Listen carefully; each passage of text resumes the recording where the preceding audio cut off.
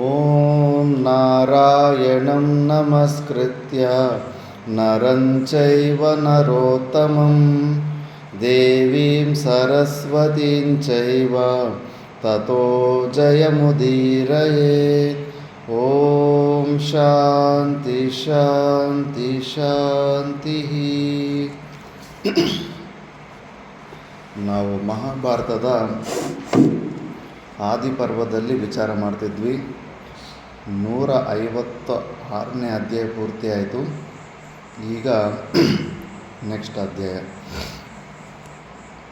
ವೈಶಂಪಾಯನರು ಹೇಳ್ತಾರೆ, ಜನ್ಮೇಜಯ, ಹಿಡಿಂಬ ಘಟೋತ್ಕಚರು ಹೊರಟು ಹೋದ ನಂತರ ಮಹಾರಥರಾದ ಪಾಂಡವರು ಅಲ್ಲಲ್ಲಿ ಜಿಂಕೆಗಳನ್ನು ಅನೇಕ ದುಷ್ಟ ಪ್ರಾಣಿಗಳನ್ನು ಬೇಟೆಯಾಡುತ್ತಾ ವನದಿಂದ ವನಕ್ಕೆ ಅವಸರದಿಂದ ಧಾವಿಸುತ್ತಿದ್ದರು. ಅವರು ಹಾಗೆಯೇ ಹೋಗುತ್ತಿದ್ದಾಗ ಮತ್ಸ್ಯ, ತ್ರಿಗರ್ತ, ಪಾಂಚಾಲ, ಕೀಚಕ ಈ ದೇಶಗಳೆಲ್ಲವೂ ಹಿಂದುಳಿಯುತ್ತಾ ಹೋದವು. ಅನೇಕ ಮಹಾನದಿ ನದ ತಟಾಕಗಳನ್ನು, ಗಿರಿ ಗುಹಾ ದುರ್ಗಗಳನ್ನು ದಾಟಿದರು. ಜಟಾಧಾರಿಗಳಾದ ವಲ್ಕಲಗಳನ್ನು, ಕೃಷ್ಣಾಜಿನಗಳನ್ನು ಧರಿಸಿದ್ದ ಅವರು ತಪಸ್ವಿಗಳಂತೆಯೇ ಕಾಣುತ್ತಿದ್ದರು. ಅವರ ಮಧ್ಯದಲ್ಲಿದ್ದ ಕುಂತಿಯು ತಾಪಸಿಯಂತೆಯೇ ಕಾಣುತ್ತಿದ್ದಳು. ತುಂಬ ಮೇಕಪ್ ಆಗಿ ಇಟ್ಕೊಂಡು ಕಾಡಲ್ಲಿ ಸುತ್ತಾ ಇದ್ದು ಕೂಡ ಡೌಟ್ ಬಂದ್ಬಿಡುತ್ತೆ ಮತ್ತು ದರೆಯೋದ್ರಲ್ಲಿ. ಅದಕ್ಕೆ ಜಟಾಧಾರಿ ಸಾಧುಗಳ ಥರನೇ ಕಾಡಲ್ಲಿ ಸುತ್ತಾಡಬೇಕು. ಯುಧಿಷ್ಠಿರಾದಿಗಳು ಕೆಲವು ಸಮಯಗಳಲ್ಲಿ ಜನನಿಯನ್ನು ಎತ್ತುಕೊಂಡೇ ನಡೆಯುತ್ತಿದ್ದರು. ಅರಣ್ಯದಲ್ಲಿಯೂ ಆ ರಾಜಕುಮಾರರು ವ್ಯರ್ಥವಾಗಿ ಕಾಲಯಾಪನೆ ಮಾಡುತ್ತಿರಲಿಲ್ಲ. ತಾವು ಹಸ್ತಿನೆಯಲ್ಲಿ ಕಲಿತಿದ್ದ ವೇದಾಂಗಗಳನ್ನು ಪುನರಾವರ್ತನ ಮಾಡುತ್ತಾ, ಇದು ಶಾಸ್ತ್ರ, ಓದಿರೋ ಶಾಸ್ತ್ರನ ರಿವಿಷನ್ ಮಾಡ್ಕೊತಾ ಇರಬೇಕು. ಇಲ್ಲಾಂದರೆ ಮರ್ತೋಗ್ಬಿಡುತ್ತೆ. ಕಂಠಸ್ಥ ಮಾಡಿದ್ದು ಕೂಡ ಮರ್ತೋಗ್ಬಿಡ್ತಾ ಇರುತ್ತೆ. ಅದಕ್ಕೆ ಒಬ್ರಿಗೊಬ್ರು ಒಪ್ಸ್ಕೊತ ಅದನ್ನು ನಮ್ಮ ಬುದ್ಧಿಯಲ್ಲೇ ಇಟ್ಕೊಳ್ಳೋ ಥರ ಮಾಡಬೇಕು. ಪುನರಾವರ್ತನೆ ಅನಭ್ಯಾಸೇ ವಿಷಂ ವಿದ್ಯಾ ಅಂತಾರೆ. ರಿವಿಷನ್ ಕೂಡ ಮಾಡ್ಕೊತಾ ಇದ್ದಾರೆ, ಕಲ್ತಿರೋ ವಿದ್ಯೆಯನ್ನೆಲ್ಲ ಮರಿಬಾರ್ದು ಅಂದ್ಬಿಟ್ಟು. ಧರ್ಮಾರ್ಥ ಕಾಮ ಮೋಕ್ಷಗಳ ವಿಷಯವಾಗಿ ತಮ್ಮಲ್ಲಿಯೇ ಜಿಜ್ಞಾಸೆ ಮಾಡುತ್ತಾ ಮುಂದುವರಿಯುತ್ತಿದ್ದರು. ಹೀಗೆಯೇ ಪ್ರಯಾಣ ಮಾಡುತ್ತಿದ್ದಾಗ ಅವರಿಗೆ ಪಿತಾಮಹರಾದ ವ್ಯಾಸ ಮಹರ್ಷಿಗಳ ದರ್ಶನವಾಯಿತು. ದರ್ಶನವಾದೊಡನೆಯೇ ತಾಯಿಯೊಡನೆ ಎಲ್ಲರೂ ವ್ಯಾಸರಿಗೆ ನಮಸ್ಕರಿಸಿ ಬದ್ಧಾಂಜಲಿಗಳಾಗಿ ಅವರ ಮುಂದೆ ನಿಂತರು. ವ್ಯಾಸರು ಎಲ್ಲರನ್ನೂ ಆಶೀರ್ವದಿಸಿ ಹೇಳಿದರು, ಭರತಕುಲೋತ್ಪನ್ನರಾದ ರಾಜಕುಮಾರರೇ, ದುರ್ಯೋಧನನು ನಿಮ್ಮನ್ನು ಮೋಸದಿಂದ ದೇಶಭ್ರಷ್ಟರನ್ನಾಗಿ ಮಾಡಿದ ವಿಷಯವೂ ಮತ್ತು ಇಂದು ನೀವು ಅನುಭವಿಸುತ್ತಿರುವ ಕಷ್ಟ ಪರಂಪರೆಗಳು ನನಗೆ ಸಂಪೂರ್ಣವಾಗಿ ತಿಳಿದಿವೆ. ಆತ ತ್ರಿಕಾಲಜ್ಞಾನಿ, ಆತನಿಗೆ ಯಾರು ಬಂದು ಪೋಸ್ಟ್ಮನ್ ಅಂತ ಹೇಳಬೇಕಾದ ಅವಶ್ಯಕತೆ ಇಲ್ಲ. ಇವೆಲ್ಲವನ್ನು ತಿಳಿದ ನಂತರವೇ ಕಷ್ಟದಲ್ಲಿ ಸಿಲುಕಿರುವ ನಿಮಗೆ ಒಳ್ಳೆಯದನ್ನು ಮಾಡುವ ಇಚ್ಛೆಯಿಂದಲೇ ನಾನು ಇಲ್ಲಿಗೆ ಬಂದಿರುವೆನು. ವ್ಯಾಸ ಭಗವಾನರು ಚಿರಂಜೀವಿಗಳು. ಎಲ್ಲರೂ ದೊಡ್ಡ ಭಕ್ತರಂತೆ ಏನೇನೋ ಹರ್ಕೊತಾರೆ. ಮತ್ತು ಅವರು ಅಷ್ಟು ದೊಡ್ಡ ಭಕ್ತರಾದರೆ ಶಂಕರಾಚಾರ್ಯ ಭಗವಾನರಿಗೆ ಉತ್ತರ ಕಾಶಿನಲ್ಲಿ ವ್ಯಾಸರ ದರ್ಶನ ಆಯಿತು. ಮತ್ತು ಅಂತ ವ್ಯಾಸನ ದರ್ಶನ ಮಾಡ್ಕೋಬೋದಲ್ಲ. ಹನುಮಂತನ ಚಿರಂಜೀವಿ ಆಗಿದ್ದಾನೆ, ಹನುಮಂತನ ದರ್ಶನ ಮಾಡ್ಕೋಬೋದಲ್ಲ. ಮತ್ತು ನಿಜವಾದ ಭಕ್ತ, ನಾನು ದೊಡ್ಡ ಇಷ್ಟುದ್ದದ ಭಕ್ತ ಅಂತ ಹೇಳ್ಕೊತಾರೆ. ಭಕ್ತರಾದರೆ ಇಂಥ ಮಹಾಪುರುಷರ ಸಾನ್ನಿಧ್ಯದೇ ಸಿಗುತ್ತೆ ನಿನಗೆ. ಸುಮ್ಮನೆ ಹೊರಗಡೆ ಬಾಯಿ ಬಿಟ್ಕೊಂಡು ಹೇಳ್ಕೊಡೋದಲ್ಲ. ನಿಜವಾದ ಭಕ್ತರಂದರೆ ಅದು ಸಿಗಬೇಕಂತ ಮಹಾಪುರುಷರ ಸಮಾಗಮ ಆಗಬೇಕು. ಇವೆಲ್ಲವನ್ನು ತಿಳಿದ ನಂತರವೇ ಕಷ್ಟದಲ್ಲಿ ಸಿಲುಕಿರುವ ನಿಮಗೆ ಒಳ್ಳೆಯದನ್ನು ಮಾಡುವ ಇಚ್ಛೆಯಿಂದಲೇ ನಾನು ಇಲ್ಲಿಗೆ ಬಂದಿರುವೆನು. ಹಿಂದೆ ಅನುಭವಿಸಿದ್ದ ಕಷ್ಟಗಳನ್ನು ನೆನೆದು ನೀವು ಯೋಚಿಸಬೇಡಿರಿ. ಈಗ ನೀವು ಅನುಭವಿಸುತ್ತಿರುವ ಕಷ್ಟಗಳೆಲ್ಲವೂ ಪರಿಣಾಮದಲ್ಲಿ ನಿಮ್ಮ ಸುಖಕ್ಕೆ ಕಾರಣವಾಗುವು. ನೀವು ಮತ್ತು ಧೃತರಾಷ್ಟ್ರನ ಮಕ್ಕಳು ನನಗೆ ಸಮಾನರು, ಇದರಲ್ಲಿ ಯಾವ ಸಂಶಯವೂ ಇಲ್ಲ. ಆದರೆ ಸಾಮಾನ್ಯವಾಗಿ ದೀನರ ಅಥವಾ ಅದೃಷ್ಟಹೀನರ ಮತ್ತು ಬಾಲಕರ ವಿಷಯದಲ್ಲಿ ಜನರು ಪಕ್ಷಪಾತವನ್ನು ವಹಿಸುವುದು ಅಥವಾ ಮರುಕವನ್ನು ತೋರುವುದು ಸಹಜವಾಗಿರುತ್ತದೆ. ಸಮಾನವಾಗಿದ್ದರೂ ಯಾರು ವೀಕಾಗಿರುತ್ತೋ ಅವ್ರ ಮೇಲೆ ಸ್ವಲ್ಪ ಹೆಚ್ಚು ಪ್ರೀತಿ ತೋರಿಸ್ಬೇಕಾಗುತ್ತೆ, ಅನುಕಂಪ ತೋರಿಸ್ಬೇಕಾಗುತ್ತೆ. ಆದುದರಿಂದ ನಿಮ್ಮ ವಿಷಯದಲ್ಲಿ ನನ್ನ ಮಮತೆಯು ಈಗ ಅತ್ಯಧಿಕವಾಗಿದೆ. ಈ ಕಾರಣದಿಂದಲೇ ನಾನು ನಿಮಗೆ ಒಳ್ಳೆಯದನ್ನು ಮಾಡಲು ಬಂದಿರುವೆನು. ನಾನು ಹೇಳುವುದನ್ನು ಅನನ್ಯ ಮನಸ್ಕರಾಗಿ ಕೇಳಿರಿ. ಇಲ್ಲಿಗೆ ಅನತಿ ದೂರದಲ್ಲಿಯೇ ಒಂದು ಸುಂದರ ನಗರಿ ಇದೆ. ಅಲ್ಲಿ ವಾಸ ಮಾಡುವುದರಿಂದ ನಿಮಗಾಗುವ ಅಪಾಯವೂ ಉಂಟಾಗುವುದಿಲ್ಲ. ಅಲ್ಲಿ ನೀವು ವೇಷಾಂತರಗಳನ್ನು ಧರಿಸಿ ಜೀವಿಸುತ್ತಿದ್ದು ನಾನು ಪುನಃ ಬರುವುದನ್ನು ನಿರೀಕ್ಷಣೆ ಮಾಡುತ್ತೀರಿ. ವ್ಯಾಸರು ಹೀಗೆ ಹೇಳಿ ನಾನಾ ವಿಧವಾದ ಪ್ರಿಯವಚನಗಳಿಂದ ಪಾಂಡವರನ್ನು ಸಂತೈಸಿ ಸಮೀಪದಲ್ಲಿದ್ದ ಏಕಚಕ್ರ ನಗರಿಗೆ ಅವರನ್ನು ಕರೆದುಕೊಂಡು ಹೋದರು. ಈ ಏಕಚಕ್ರ ನಗರಿ ಬೆಂಗಳೂರು ಹತ್ರ ಇರೋ ಕೈವಾರ ಅಂತ ಕೆಲವರು ಅಂತಾರೆ, ಕೆಲವರು ಉತ್ತರ ಭಾರತದಲ್ಲಿ ಒಂದು ಏಕಚಕ್ರ ನಗರಿ ಇದೆ ಅಂತ ಅಂದ್ಕೊಳ್ತಾರೆ. ಬಕಾಸುರನ ಅಲ್ಲೇ ಕೊಂದೋದು. ಇಲ್ಲೂ ಸುಮಾರು ಕೂಸಿ ಕೈವಾರದಲ್ಲಿ ಬಕಾಸುರನ ಕೊಂದಿದ್ದು ಅಂತಾರೆ.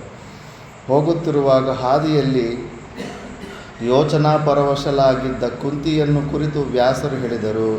ದೀರ್ಘಾಯುಷ್ಮಂತರಾದ ಮಕ್ಕಳನ್ನು ಪಡೆದಿರುವ ವೀರಮಾತೆಯೇ, ನೀನು ಸ್ವಲ್ಪವಾದರೂ ಯೋಚಿಸುವ ಕಾರಣವಿಲ್ಲ. ಈ ನಿನ್ನ ಮಗನಾದ ಯುಧಿಷ್ಠಿರನು ಯಾವಾಗಲೂ ಸತ್ಯಧರ್ಮಗಳನ್ನು ಉಪಾಸನೆ ಮಾಡುತ್ತಾ ಇರುವುದರಿಂದಲೇ ಭೂಮಂಡಲದಲ್ಲಿರುವ ರಾಜರೆಲ್ಲರನ್ನೂ ಗೆದ್ದು ಚಕ್ರವರ್ತಿಯಾಗುವನು. ಮಹಾಪರಾಕ್ರಮಿಗಳಾದ ಭೀಮಾರ್ಜುನರನ್ನು ಸಹೋದರರನ್ನಾಗಿ ಪಡೆದಿರುವ ಯುಧಿಷ್ಠಿರನು ಸಾರ್ವಭೌಮನಾಗುವುದರಲ್ಲಿ ಸ್ವಲ್ಪವೂ ಸಂಶಯವಿಲ್ಲ. ನಿನ್ನ ಮಕ್ಕಳು ಮತ್ತು ಮಾದ್ರಿಯ ಮಕ್ಕಳು ಮುಂದೆ ತಮ್ಮ ರಾಷ್ಟ್ರದಲ್ಲಿ ಬಹಳ ಸಂತೋಷದಿಂದ ಕಾಲಯಾಪನ ಮಾಡುವರು. ಇಷ್ಟೇ ಅಲ್ಲದೆ ಇವರು ರಾಜಸೂಯ, ಅಶ್ವಮೇಧಗಳೇ ಮೊದಲಾದ ಅನೇಕ ಯಜ್ಞಗಳನ್ನು ಮಾಡಿ ಬ್ರಾಹ್ಮಣರಿಗೆ ಯಥೇಚ್ಛವಾಗಿ ದಾನ ದಕ್ಷಿಣೆಗಳನ್ನು ಕೊಡುವರು. ರಾಜ್ಯದಲ್ಲಿ ತಮ್ಮ ಬಂಧು ಮಿತ್ರರನ್ನು ವಿಶೇಷವಾಗಿ ಪುರಸ್ಕರಿಸುವರು. ಅವರೆಲ್ಲರ ಸುಖೋಪಭೋಗಗಳಿಗೆ ಕೊರತೆ ಇಲ್ಲದಂತೆ ನೋಡಿಕೊಳ್ಳುವರು. ವ್ಯಾಸರು ಹೀಗೆ ಹೇಳುತ್ತಾ ಏಕಚಕ್ರ ನಗರವನ್ನು ಪ್ರವೇಶಿಸಿ ಅಲ್ಲಿ ವಾಸಿಸುತ್ತಿದ್ದ ಬ್ರಾಹ್ಮಣನೊಬ್ಬನ ಪರಿಚಯವನ್ನು ಪಾಂಡವರಿಗೆ ಮಾಡಿಕೊಟ್ಟರು. ಹೊರಡುವ ಸಮಯದಲ್ಲಿ ಪುನಃ ಯುಧಿಷ್ಠಿರಾದಿಗಳಿಗೆ ನನ್ನ ಆಗಮನವನ್ನೇ ನಿರೀಕ್ಷಿಸುತ್ತೀರಿ. ನಾನು ಪುನಃ 1 ತಿಂಗಳಲ್ಲಿಯೇ ಇಲ್ಲಿಗೆ ಬರುವೆನು. ದೇಶ ಕಾಲ ವರ್ತಮಾನಗಳಿಗೆ ಹೊಂದಿಕೊಂಡು ನಡೆದರೆ ಸುಖವಾಗಿರಬಹುದು ಎಂದರು. ಅಂದರೆ ಅಡ್ಜಸ್ಟ್ ಆಗಬೇಕು. ದೇಶ ಕಾಲ ಪರಿಸ್ಥಿತಿಗಳು ನೋಡಿ, ಎಲ್ಲ ನಾವು ಅಂದ್ಕೊಂಡಂಗೆ ಆಗೋದಿಲ್ಲ ಜೀವನದಲ್ಲಿ. ಹೆಂಗಿದೆ ಪರಿಸ್ಥಿತಿ ಅದಕ್ಕೆ ನಾವೇ ಅಡ್ಜಸ್ಟ್ ಆಗ್ತಾ ಹೋಗ್ತಾ ಇರಬೇಕು. ಅವರ ಈ ಮಾತುಗಳಿಗೆ ಪಾಂಡವರೆಲ್ಲರೂ ಸಮ್ಮತಿಸಿ ಹಾಗೆಯೇ ಆಗಲೆಂದು ಹೇಳಿ ಅಭಿವಾದನ ಮಾಡಿದ ನಂತರ ವ್ಯಾಸರು ತಮ್ಮ ಆಶ್ರಮಕ್ಕೆ ಪ್ರಯಾಣ ಮಾಡಿದರು. ಜನಮೇಜಯನು ವೈಶಂಪಾಯನ ಪ್ರಶ್ನಿಸುತ್ತಾ, ಬ್ರಾಹ್ಮಣೋತ್ತಮರೇ, ಏಕಚಕ್ರ ನಗರಕ್ಕೆ ಹೋದ ನಂತರ ನಮ್ಮ ಮುತ್ತಾತಂದಿರು ಅಲ್ಲಿ ಮಾಡಿದ ಕಾರ್ಯವೇನು? ದಯವಿಟ್ಟು ನನಗೆ ಎಲ್ಲವನ್ನೂ ವಿಶದವಾಗಿ ತಿಳಿಸಿರಿ. ಕಥೆಯನ್ನು ಕೇಳುತ್ತಿದ್ದಂತೆಲ್ಲ ಇನ್ನೂ ಕೇಳಬೇಕೆಂಬ ಅಭಿಲಾಷೆ ಹೆಚ್ಚುತ್ತಿದೆ. ಇಂಟ್ರೆಸ್ಟಿಂಗ್ ಸ್ಟೋರಿ ಅಲ್ಲ, ಮಹಾಭಾರತ ಅಂದ್ರೇ ಇಂಟ್ರೆಸ್ಟಿಂಗ್.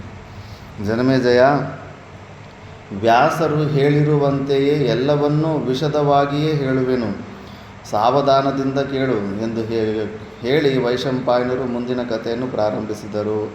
ಪಾಂಡವರು ಏಕಚಕ್ರ ನಗರಿಗೆ ಬಂದು ವ್ಯಾಸರು ಪರಿಚಯ ಮಾಡಿಕೊಟ್ಟ ಬ್ರಾಹ್ಮಣನ ಮನೆಯಲ್ಲಿ ಸ್ವಲ್ಪ ಕಾಲ ವಾಸವಾಗಿದ್ದರು. ಅವರು ಕ್ಷತ್ರಿಯ ರಾಜಕುಮಾರರಾದರೂ ತಾವು ಧರಿಸಿದ್ದ ಬ್ರಾಹ್ಮಣ ವೇಷಕ್ಕೆ ಅನುಸಾರವಾಗಿ ಭಿಕ್ಷಾವೃತ್ತಿಯಿಂದಲೇ ಜೀವನವನ್ನು ನಡೆಸುತ್ತಿದ್ದರು. ನಗರದ ಸುತ್ತಮುತ್ತಲೂ ತಿರುಗಾಡುತ್ತಿದ್ದಾಗ ಪಾಂಡವರು ಕಾಡು ಮೇಡುಗಳನ್ನು, ನದಿಗಳನ್ನು, ತಟಾಕಗಳನ್ನು ನೋಡಿಕೊಂಡು ಬರುತ್ತಿದ್ದರು. ಅವರು ತಮ್ಮ ಸ್ವಾಭಾವಿಕವಾದ ಸದ್ಗುಣಗಳಿಂದ ಆ ನಗರಿಯಲ್ಲಿ ವಾಸಿಸುತ್ತಿದ್ದವರೆಲ್ಲರಿಗೂ ಅಚ್ಚುಮೆಚ್ಚಿನವರಾಗಿದ್ದರು. ಹಗಲೆಲ್ಲ ಭಿಕ್ಷೆ ಎತ್ತಿ ರಾತ್ರಿಯಲ್ಲಿ ಐವರು ತಮ್ಮ ತಮ್ಮ ಸಂಚಿತವನ್ನು ತಂದು ತಾಯಿಯ ಮುಂದಿಡುತ್ತಿದ್ದರು. ಮಹಾಮಾತೆಯಾದ ಕುಂತಿಯು ಅವೆಲ್ಲವನ್ನೂ ಒಟ್ಟಾಗಿ ಸೇರಿಸಿ ಎಲ್ಲರಿಗೂ ವಿಭಾಗ ಮಾಡಿಕೊಡುತ್ತಿದ್ದಳು. ವಿಭಾಗ ಮಾಡುವುದರಲ್ಲಿ ಒಂದು ವೈಶಿಷ್ಟ್ಯವಿತ್ತು. ಭೀಮನಿಗೆ ಸಪರೇಟಾಗಿ ಮಾಡಬೇಕಂತ ತಂದ ಭಿಕ್ಷೆಯಲ್ಲಿ ಅರ್ಧ ಭಾಗವನ್ನು ಯುಧಿಷ್ಠಿರಾಜನು, ನಕುಲ ಸಹದೇವರು ತಾಯಿಯೊಡನೆ ಭುಂಜಿಸುತ್ತಿದ್ದರು. ಉಳಿದ ಅರ್ಧವನ್ನು ಭೀಮನೊಬ್ಬನೇ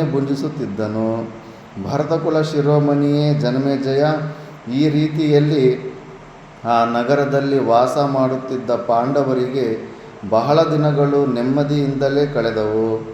ಒಂದು ದಿನ ಭೀಮನು ಭಿಕ್ಷೆಗಾಗಲಿ ಪರ್ಯಟನಕ್ಕಾಗಲಿ ಹೊರಗೆ ಹೋಗದೆ ಕುಂತಿಯ ಜೊತೆಯಲ್ಲೇ ಮನೆಯಲ್ಲಿಯೇ ಇದ್ದು ಬಿಟ್ಟನು. ಉಳಿದ 4 ಹೊರಗೆ ಹೋಗಿದ್ದರು. ಆ ವೇಳೆಗೆ ಸರಿಯಾಗಿ ತಾವು ವಾಸಿಸುತ್ತಿದ್ದ ಬ್ರಾಹ್ಮಣನ ಮನೆಯ ಕಡೆಯಿಂದ ಅಳುವ ಶಬ್ದವು ಕೇಳಿ ಬರಲಾಗಿ ಕುಂತಿಯು ಒಡನೆಯೇ ಮೇಲೆದ್ದು ಬಾಗಿಲ ಬಳಿ ನಿಂತು ಕೇಳಿದಳು. ರೋದನವು ನಿಮಿಷಕ್ಕೂ ಹೆಚ್ಚುತ್ತಿದ್ದಿತು. ಕರುಣಾಮಯಿಯಾದ ಮತ್ತು ಸಾಧ್ವಿಯಾದ ಕುಂತಿಗೆ ಅದನ್ನು ಸಹಿಸಲಾಗಲಿಲ್ಲ. ಬ್ರಾಹ್ಮಣನ ಮನೆಯಲ್ಲಾಗುತ್ತಿದ್ದ ಗೋಳಾಟವನ್ನು ಕೇಳಿ ಕುಂತಿಯ ಹೃದಯವು ದುಃಖಪೂರ್ಣವಾಯಿತು, ಕಣ್ಣುಗಳಲ್ಲಿ ನೀರೂರಿತು. ಒಡನೆಯೇ ಭೀಮನು ಕುಳಿತಿದ್ದಲ್ಲಿಗೆ ಹೋಗಿ ದಯಾಪೂರ್ಣವಾದ ಈ ಮಾತುಗಳನ್ನು ಹೇಳಿದಳು.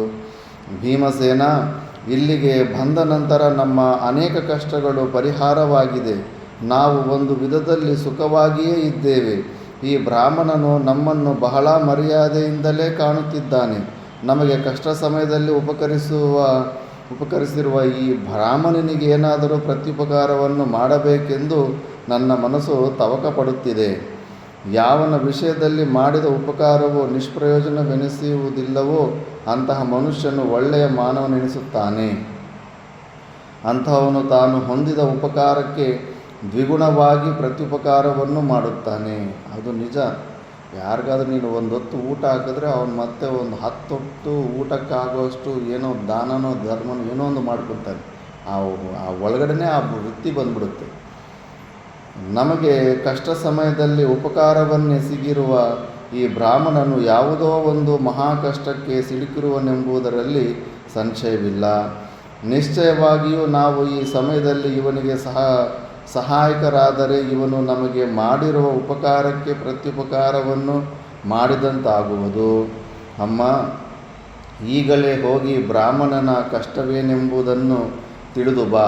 ಅದು ಹೇಗೆ ಬಂದಿತು, ಏತಕ್ಕಾಗಿ ಬಂದಿತು, ಯಾವಾಗ ಬಂದಿತು ಎಂಬುದೆಲ್ಲವನ್ನೂ ವಿಶದವಾಗಿ ತಿಳಿದುಕೋ. ದುಷ್ಕರವಾಗಿದ್ದರೂ ಆ ಕಷ್ಟವನ್ನು ನಾನು ಪರಿಹರಿಸುವೆನು. ಆಗಬಹುದೇ? ತಾಯಿ ಮಕ್ಕಳಿಬ್ಬರು ಹೀಗೆಂದು ಮಾತನಾಡಿಕೊಳ್ಳುತ್ತಿರುವ ಸಮಯದಲ್ಲಿಯೇ ಪುನಃ ಬ್ರಾಹ್ಮಣಿಯರು ಆರ್ತನಾದವು ಕೇಳಿಸಿತು.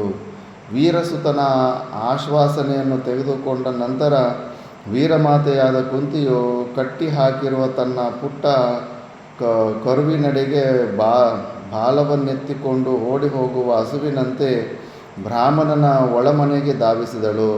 ಅಲ್ಲಿ ಬ್ರಾಹ್ಮಣ ಮತ್ತು ಅವನ ಪುತ್ರಿಯರು ದುಃಖದಿಂದ ತಲೆ ತಗ್ಗಿಸಿಕೊಂಡು ಕುಳಿತಿರುವುದನ್ನು ಕುಂತಿಯು ನೋಡಿದಳು. ತನಗೊಂದು ಒದಗಿರುವ ಕಷ್ಟವನ್ನು ನೆನೆದು ದುಃಖಿಸುತ್ತಾ ಬ್ರಾಹ್ಮಣನು ಹೇಳತೊಡಗಿದನು. ಅಯ್ಯೋ, ಈ ಪ್ರಾಪಂಚಿಕ ಜೀವನಕ್ಕೆ ಧಿಕ್ಕಾರವಿರಲಿ. ಸಾರವಿಲ್ಲದ ಜೀವನ, ಪ್ರಯೋಜನವಿಲ್ಲದ ಜೀವನ, ದುಃಖವೇ ಆಧಾರ ಸ್ತಂಭವಾಗಿರುವ ದಾರುಣ ಜೀವನ, ಅಸ್ವತಂತ್ರ ಜೀವನವೆಂಬುದು ನಿಶ್ಚಯವಾಗಿ ಅಪ್ರಿಯಗಳಿಗೆ ಆಶ್ರಯವಾದದ್ದು. ಪ್ರಾಣಧಾರಣೆಯೇ ಬಹುಕ್ಲೇಶವಾದದ್ದು. ಬಹುವಿಧವಾದ ರೋಗ ರುಜಿನಗಳಿಂದಲೂ ಭಯದಿಂದಲೂ ಪೂರ್ಣವಾದದ್ದು. ಪ್ರಾಣಧಾರಣೆ ಮಾಡಿರುವವನಿಗೆ ದೇಹದಲ್ಲಿ ಪ್ರಾಣಗಳಿರುವ ಪರ್ಯಂತವಾಗಿ ದುಃಖಗಳು ಒಂದಾದ ಮೇಲೊಂದು ಬರುತ್ತಲೇ ಇರುತ್ತವೆ. ಇದು ನಿಶ್ಚಯ. ನೋಡು, ಯಾವಾಗೆಲ್ಲ ಎಲ್ಲರಿಗೂ ಆ ನಿಶ್ಚಯ ಇದೆ, ಆದರೂ ಮಾಯೆಗೆ ಸಿಕ್ಕಾಕೊಂಡ್ಬಿಡ್ತಾರೆ. ಆತ್ಮನು ಒಬ್ಬನೇ ಧರ್ಮಾರ್ಥ ಕಾಮಗಳನ್ನು ಸೇವಿಸುತ್ತಾನೆ. ಹೀಗೆ ಧರ್ಮಾರ್ಥ ಕಾಮಗಳನ್ನು ಪಡೆಯುವುದಕ್ಕಾಗಿ ಪ್ರಯತ್ನಿಸುತ್ತಿರುವಾಗ ಸ್ವಲ್ಪ ಏರುಪೇರುಗಳು ಸಂಭವಿಸಿದರೂ ಜೀವನವೇ ದಾರುಣವಾಗಿ ಪರಿಣಮಿಸಿಬಿಡುವುದು. ಮೋಕ್ಷ ಸಾಧನೆಯೇ ಎಲ್ಲಕ್ಕಿಂತಲೂ ಮಿಗಿಲಾದ ಪರಮಾರ್ಥ ಸಾಧನೆ ಎಂದು ಕೆಲವರು ಹೇಳುವರು.